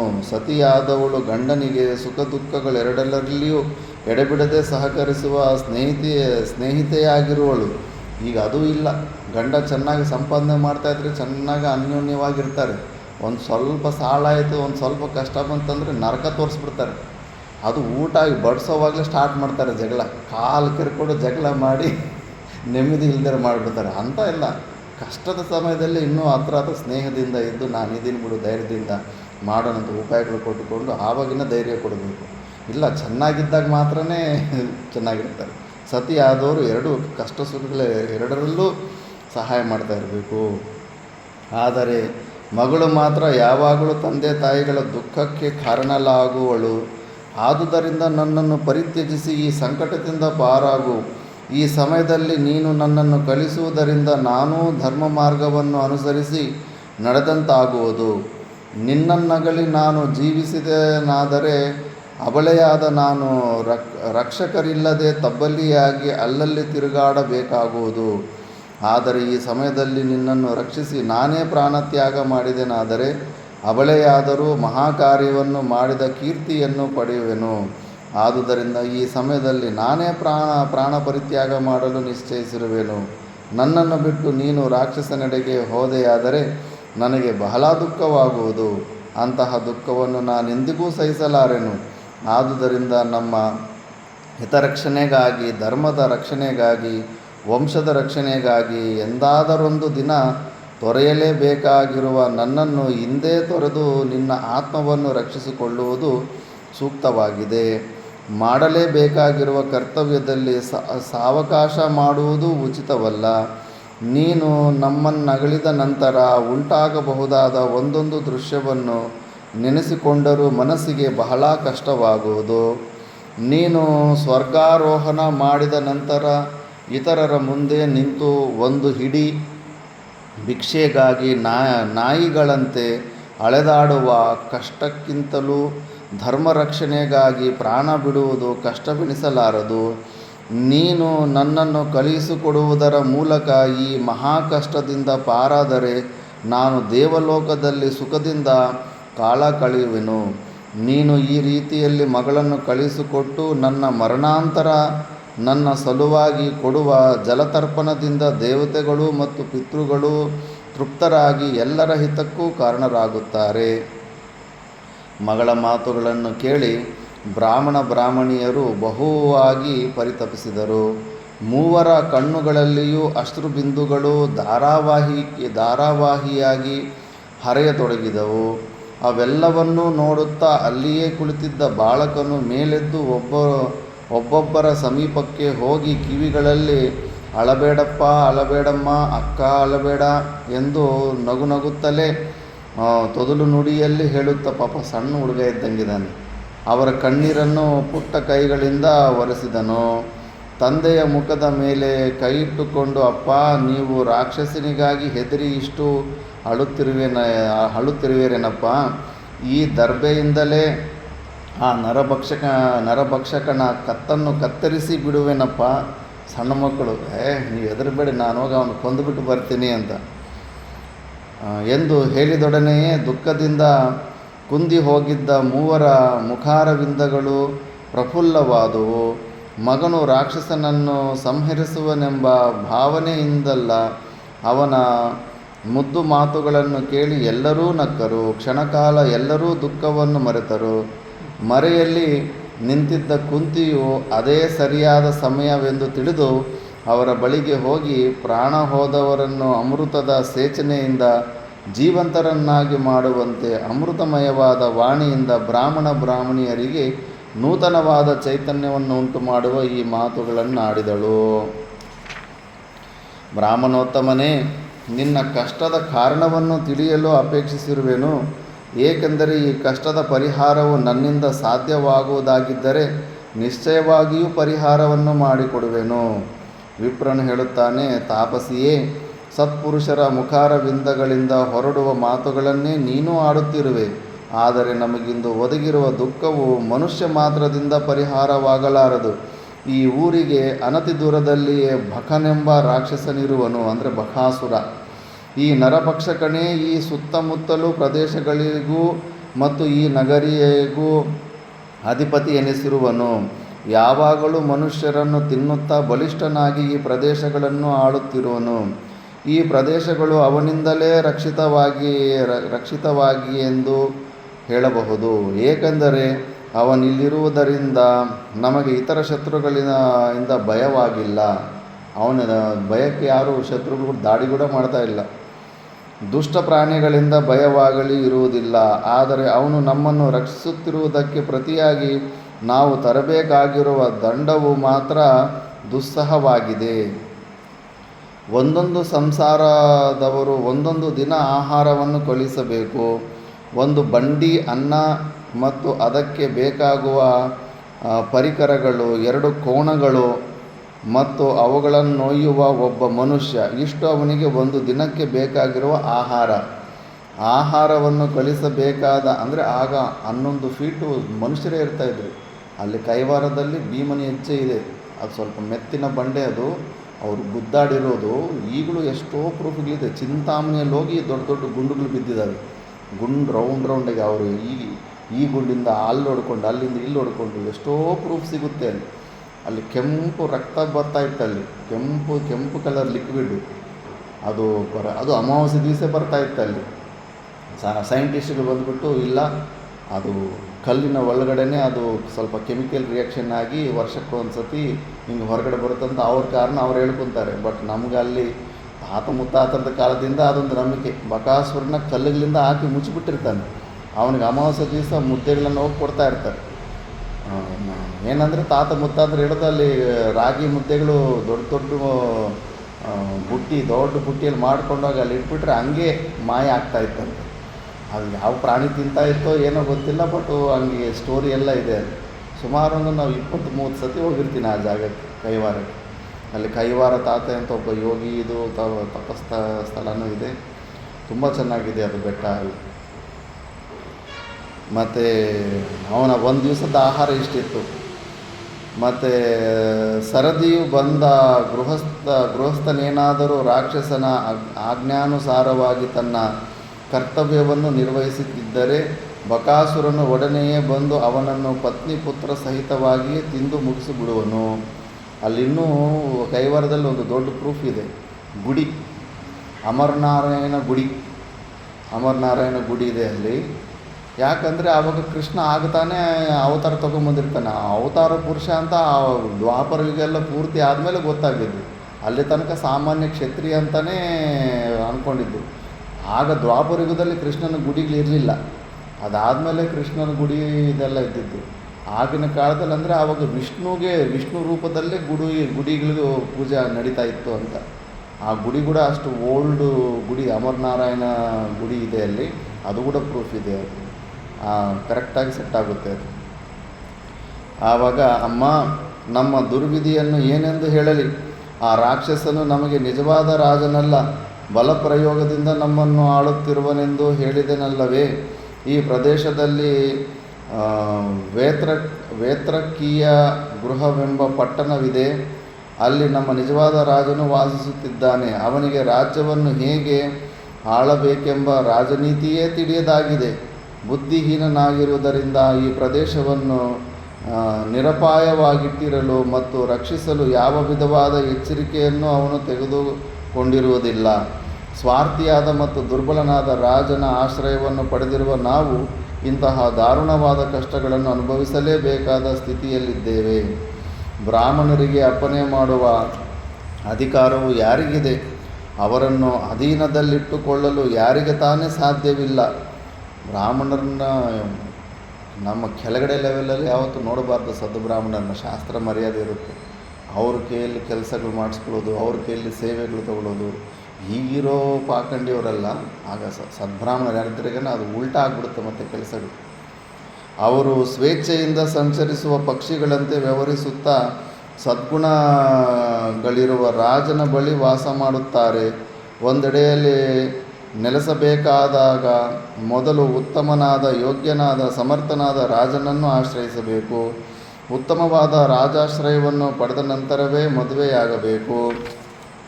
ಮದುವೆಯಾದ ನಂತರ ಧರ್ಮವಿಹಿತವಾದ ಮಾರ್ಗದಲ್ಲಿ ದ್ರವ್ಯಾರ್ಜನೆಯನ್ನು ಮಾಡಬೇಕು.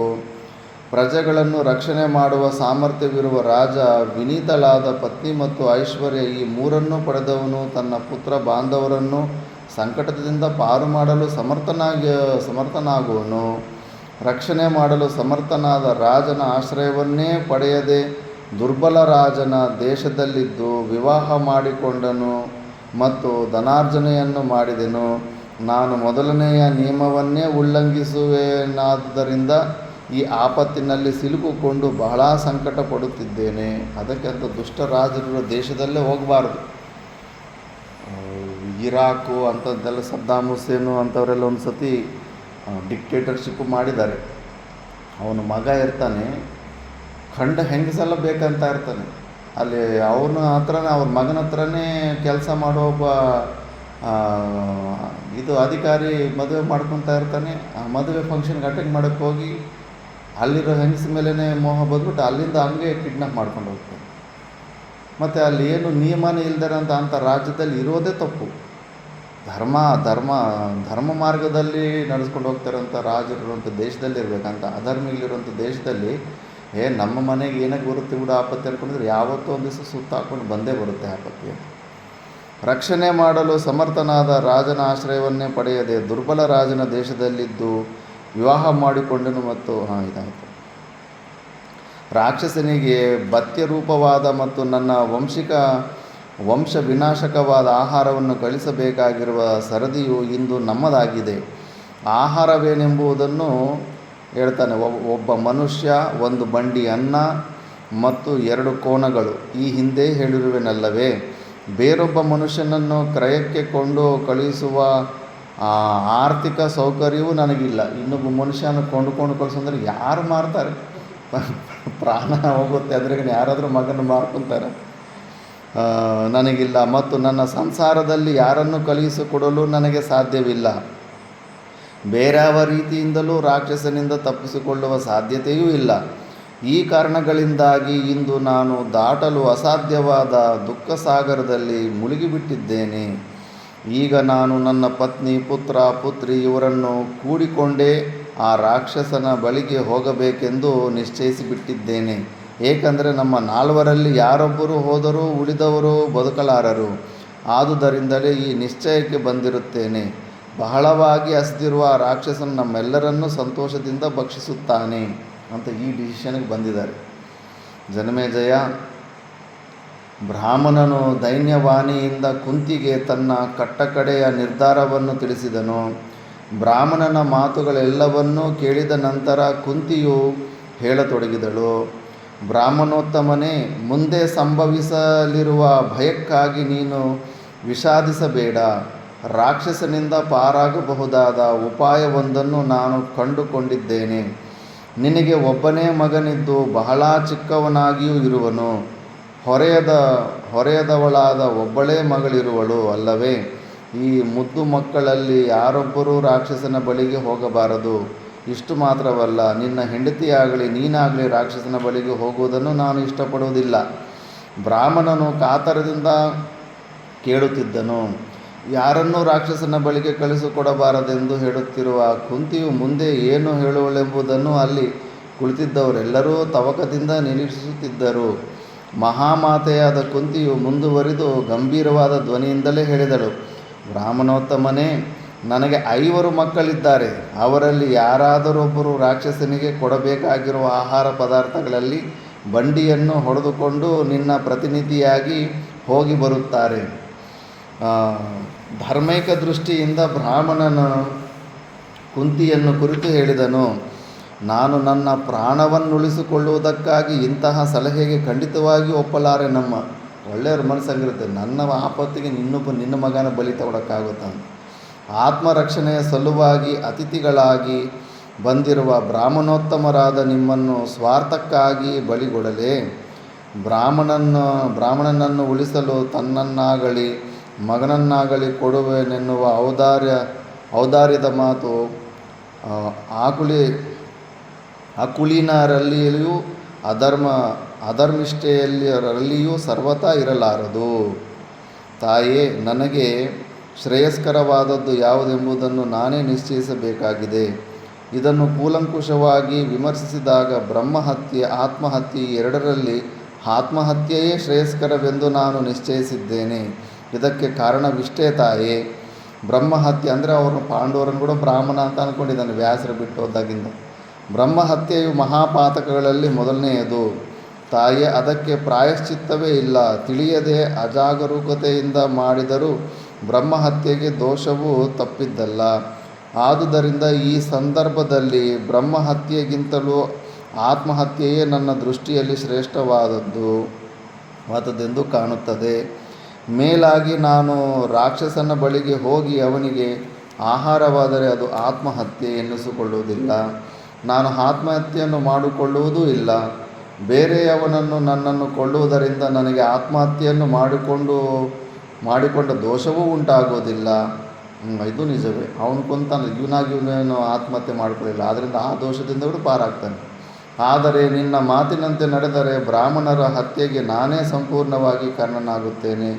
ನನಗಾಗಿ ಬ್ರಾಹ್ಮಣನೊಬ್ಬನನ್ನು ಕೊಲ್ಲಲ್ಪಡುತ್ತಾನಾದ್ದರಿಂದ ಅವನ ಕೊಲೆಯ ಪತಾಕವು ನನಗೆ ಉಂಟಾಗುವುದು. ಬ್ರಾಹ್ಮಣನೊಬ್ಬನ ಕೊಲೆಗೆ ನಾನು ಕೇವಲ ಒಪ್ಪಿಗೆಯನ್ನಿತ್ತರೆ ಮಹಾಪಾಪಕ್ಕೆ ಗುರಿಯಾಗಬೇಕಾಗುವುದು.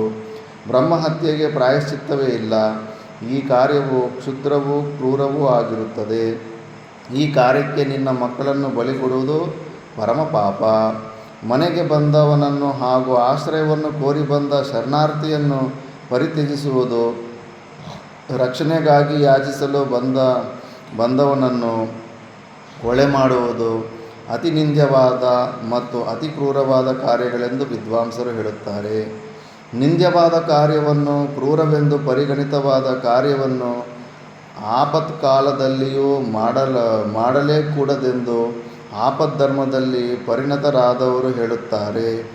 ಈ ಕಾರಣಗಳಿಂದ ನಾನಿಂದು ಸುತೆಯರೊಂದಿಗೆ ರಾಕ್ಷಸನಿಗೆ ಬಲಿಯಾಗುವುದೇ ಶ್ರೇಯಸ್ಕರವೆಂದು ನಿರ್ಧರಿಸಿದ್ದೇನೆ. ಆತ್ಮರಕ್ಷಣೆಗಾಗಿ ಬ್ರಾಹ್ಮಣ ವಧೆಯನ್ನು ನಾನೆಂದಿಗೂ ಅನುಮೋದಿಸುವುದಿಲ್ಲ. ಕುಂತಿಯು ತನ್ನ 5 ಮಕ್ಕಳಲ್ಲಿ ಒಬ್ಬನನ್ನು ಬಲಿಗೊಡಲು ಬಂದವಳಲ್ಲ, ಅಥವಾ ಬ್ರಾಹ್ಮಣನ ಕಷ್ಟವನ್ನು ನೋಡಿ ಕೇವಲ ಸಂತಾಪವನ್ನು ಸೂಚಿಸಿ ಹೋಗಲು ಬರಲಿಲ್ಲ. ಬ್ರಾಹ್ಮಣನ ಮಾತುಗಳನ್ನು ಕೇಳಿದ ನಂತರ ತನ್ನ ಮನಸ್ಸಿನಲ್ಲಿದ್ದ ಕೆಲವು ವಿಷಯಗಳನ್ನು ಸ್ಪಷ್ಟಪಡಿಸಬೇಕಾಯಿತು. ಕುಂತಿಯು ಬ್ರಾಹ್ಮಣನನ್ನು ಕುರಿತು ಹೇಳತೊಡಗಿದಳು. ವಿಪ್ರಮೋತ್ತಮನೇ, ಬ್ರಾಹ್ಮಣರನ್ನು ಹೇಗಾದರೂ ಮಾಡಿ ರಕ್ಷಿಸಲೇಬೇಕೆಂಬ ಅಭಿಪ್ರಾಯವು ನನಗೂ ಸ್ಥಿರವಾಗಿದೆ. ಈ ಕಾರಣದಿಂದಲೇ ನಾನಿಲ್ಲಿಗೆ ಬಂದಿರುವೆನು. ನನಗೆ ನನ್ನ ಮಕ್ಕಳ ಮೇಲಿರುವ ಪ್ರೀತಿಯ ವಿಷಯವಾಗಿ ಹೇಳುವುದಾದರೆ 5 ಮಕ್ಕಳಿಗೆ ಬದಲಾಗಿ ನಾನು 100 ಮಕ್ಕಳನ್ನು ಪಡೆದಿದ್ದರೂ ಎಲ್ಲರ ಮೇಲೆಯೂ ನನಗೆ ಪ್ರೀತಿಯು ಒಂದೇ ಸಮನಾಗಿರುತ್ತಿದ್ದೇ ಹೊರತು ಒಬ್ಬರಿಗೊಬ್ಬರಿಗೆ ಪಕ್ಷಪಾತ ಮಾಡಲು ನನ್ನಿಂದ ಸಾಧ್ಯವಾಗುತ್ತಿರಲಿಲ್ಲ. ಆದ್ದರಿಂದ ನನ್ನ ಮಗನನ್ನು ರಾಕ್ಷಸನ ಬಳಿಗೆ ನನ್ನ ಪ್ರತಿನಿಧಿಯಾಗಿ ಕಳಿಸುವೆನೆಂದು ಹೇಳಿದನೇ ಹೊರತು ರಾಕ್ಷಸನಿಗೆ ಬಲಿಗೊಡಲು ಕಳಿಸುವೆನೆಂದು ನಾನು ಹೇಳಲಿಲ್ಲ. ಭೀಮನ ಕಳಿಸ್ತೀನಂತ ಗೊತ್ತಿಲ್ಲಲ್ಲ ಅವರಿಗೆ. ಏಕೆಂದರೆ ರಾಕ್ಷಸನು ನನ್ನ ಮಗನನ್ನು ಬಲಿಯಾಗಿ ತೆಗೆದುಕೊಳ್ಳುವಷ್ಟು ಸಮರ್ಥನಲ್ಲವೆಂದೇ ನಾನು ಖಚಿತವಾಗಿ ತಿಳಿದಿರುತ್ತೇನೆ. ನನ್ನ ಮಗನು ಅತ್ಯಂತ ಬಲಿಷ್ಠನೂ ತೇಜಸ್ವಿಯೂ ಆಗಿರುವನಲ್ಲದೆ ಅನೇಕ ವಿಧವಾದ ಮಂತ್ರಸಿದ್ಧಿಗಳನ್ನು ಪಡೆದಿರುತ್ತಾನೆ. ಆದುದರಿಂದ ನನ್ನ ಮಗನು ಆಹಾರವನ್ನು ರಾಕ್ಷಸನಿಗೆ ತಲುಪಿಸಿ ಆತ್ಮರಕ್ಷಣೆಯನ್ನು ಮಾಡಿಕೊಂಡು ಬರುವನೆಂಬ ಭರವಸೆಯು ನನಗೆ ಸಂಪೂರ್ಣವಾಗಿದೆ. ಅವನು ಅನೇಕ ಮಹಾರಾಕ್ಷಸರೊಡನೆ ಸೆಣಸಿ ಅವರೆಲ್ಲರನ್ನೂ ಯಮಾಲಯಕ್ಕೆ ಕಳುಹಿಸಿರುವುದನ್ನು ನಾನು ಪ್ರತ್ಯಕ್ಷವಾಗಿಯೇ ನೋಡಿರುತ್ತೇನೆ. ಹುಟ್ಟಿದ ತಕ್ಷಣವೇ ಭೀಮ ಕೈಯಿಂದ ಜಾರಿ ಕೆಳಗಡೆ ಬಿದ್ದರೆ ಬಂಡೆ ಒಡೆದೋಗಿರುತ್ತೆ. ದೊಡ್ಡ ಹುಟ್ಟು ಬಂಡೆ ಕೆಳಗಡೆ ಇರುತ್ತೆ, ಹುಟ್ಟು ಬಂಡೆನೇ ಒಡೆದೋಗ್ಬಿಟ್ಟಿರುತ್ತೆ. ಹುಟ್ಟಿದ ತಕ್ಷಣವೇ ಮಗು ಕೆಳಗಡೆ ಬಿದ್ದು ಅಷ್ಟು ಬಲವಾಗಿರ್ತಾನೆ. ಆದರೆ ಈ ವಿಷಯಗಳನ್ನು ಮಾತ್ರ ನೀನಾರಲ್ಲಿಯೂ ಬಹಿರಂಗಪಡಿಸಬಾರದು. ಏಕೆಂದರೆ ಇದೇ ವಿಧವಾದ ಮಂತ್ರಶಕ್ತಿಯನ್ನು ಪಡೆಯಲು ಅಪೇಕ್ಷಿಸುವ ಅನೇಕರು ನನ್ನ ಮಗನನ್ನು ಪೀಡಿಸಲು ಪ್ರಾರಂಭಿಸುತ್ತಾರೆ. ಇದನ್ನು ಸೀಕ್ರೆಟಾಗಿ ಇಟ್ಕೋಬೇಕು ಅಂತ ಅವರ ಪ್ರಾರ್ಥನೆಗೆ ಮನ್ನಣೆಯನ್ನಿತ್ತು. ನನ್ನ ಮಗನೇನಾದರೂ ಗುರುವಿನ ಅನುಜ್ಞೆಯಲ್ಲಿ ಇಲ್ಲದೆ ಮಹಾಮಂತ್ರವನ್ನು ಇತರರಿಗೆ ಉಪದೇಶಿಸಿಬಿಟ್ಟರೆ ನನ್ನ ಮಗನಿಗೆ ಆ ಮಂತ್ರಸಿದ್ಧಿಯೇ ತಪ್ಪಿ ಹೋಗುವುದೆಂದು ಹಿರಿಯರು ಹೇಳಿರುತ್ತಾರೆ. ಮಂತ್ರದ್ದು ತುಂಬ ಸೀಕ್ರೆಟ್ ಇರುತ್ತೆ. ಕೊಟ್ಟಿರೋ ಮಂತ್ರನ ಗುರು ಮಂತ್ರನ ಕೂಡ ಹೊರಗಡೆ ಎಲ್ಲೂ ಹೇಳಲೇಬಾರ್ದು, ಅದರ ಪವರೇ ಹೊರಟೋಗ್ಬಿಡುತ್ತೆ. ಆದುದರಿಂದ ನೀನು ಖಂಡಿತವಾಗಿಯೂ ಈ ವಿಷಯವನ್ನು ಯಾರಲ್ಲಿಯೂ ಹೇಳಬಾರದು, ತಿಳಿಯಿತೆ. ಕುಂತಿಯ ಮಾತುಗಳು ಅಮೃತಧಾರೆಯಂತೆ ಬ್ರಾಹ್ಮಣಿಯರ ಕಿವಿಗಳಲ್ಲಿ ಹರಿದು ಹೋದವು. ಅದೃಶ್ಯವಾಗಿ ಕಿವಿಯೊಳಗೆ ಹರಿದು ಹೋಗಿದ್ದ ಅಮೃತಧಾರೆಯು ಆನಂದಾಶ್ರುಗಳ ರೂಪದಿಂದ ಸತಿಪತಿಗಳಿಬ್ಬರು ಕಣ್ಣುಗಳಿಂದಲೂ ಪ್ರತ್ಯಕ್ಷವಾಗಿ ಹೊರಬಂದಿತು. ಕ್ಷಣಕಾಲದ ಹಿಂದೆ ದುಃಖಸಾಗರದಲ್ಲಿ ಮುಳುಗಿದ್ದ ಬ್ರಾಹ್ಮಣ ಸಂಸಾರವು ಕುಂತಿಯ ಮಾತುಗಳನ್ನು ಕೇಳಿದೊಡನೆಯೇ ಆನಂದ ಸಾಗರದಲ್ಲಿ ತೆಳಿತು. ತಮ್ಮ ಕಷ್ಟಕ್ಕೆ ಪರಿಹಾರವನ್ನು ಸೂಚಿಸುವುದಕ್ಕಾಗಿ ಬ್ರಾಹ್ಮಣಿಯು ಮೇಲೆದ್ದು ಕುಂತಿಗೆ ಪುರಸ್ಕರಿಸಿದಳು. ಕುಂತಿಯು ಅವಳನ್ನು ಹರಿಸಿ ಅಲ್ಲಿಯೇ ಆಡುತ್ತಿದ್ದ ಮಗುವನ್ನು ಕೈಮೇಲೆತ್ತುಕೊಂಡು ಮುದ್ದಾಡಿ ಬ್ರಾಹ್ಮಣನ ಸಂಗಡವೇ ಭೀಮನೊಡನೆ ಬಂದು ಬ್ರಾಹ್ಮಣನ ಕಷ್ಟಗಳೆಲ್ಲವನ್ನೂ ವಿವರವಾಗಿ ತಿಳಿಸಿ ಅವನಿಗೆ ನೆರವಾಗಬೇಕೆಂದು ಹೇಳಿದಳು. ತಾಯಿಯ ಮಾತಿಗೆ ಭೀಮನು ಹಾಗೆಯೇ ಆಗಲಮ್ಮ ಎಂದು ಧೋರಣೆಯಿಂದಲೇ ಒಪ್ಪಿಗೆಯನ್ನಿತ್ತನು. ಅವ್ರ ತಾಯಿಗೆ ಇವತ್ತು ಭೀಮ ಭಿಕ್ಷೆಗೆ ಹೋಗಿಲ್ಲ, ಭಿಕ್ಷೆಯಲ್ಲಿ ಕಡಿಮೆ ಅನ್ನ ಬರುತ್ತೆ, ಪಾಪ ಭೀಮನಿಗೆ ಇವತ್ತು ಅರ್ಧ ಹೊಟ್ಟೆ ಊಟಿಸ್ಬೇಕಾ ಅಂತ ಚಿಂತೆ ಮಾಡ್ತಾ ಇರ್ತಾನೆ.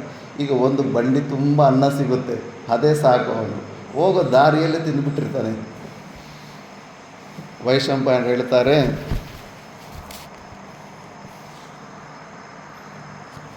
ಇದು ನೆಕ್ಸ್ಟ್ ಕ್ಲಾಸಲ್ಲಿ ನೋಡೋಣ. ಓಂ ಪೂರ್ಣಮದಃ ಪೂರ್ಣಮಿದಂ ಪೂರ್ಣಾತ್ ಪೂರ್ಣಮುದಚ್ಯತೆ ಪೂರ್ಣಸ್ಯ ಪೂರ್ಣಮಾದಾಯ ಪೂರ್ಣಮೇವಾವಶಿಷ್ಯತೆ. ಓಂ ಶಾಂತಿ ಶಾಂತಿ ಶಾಂತಿ.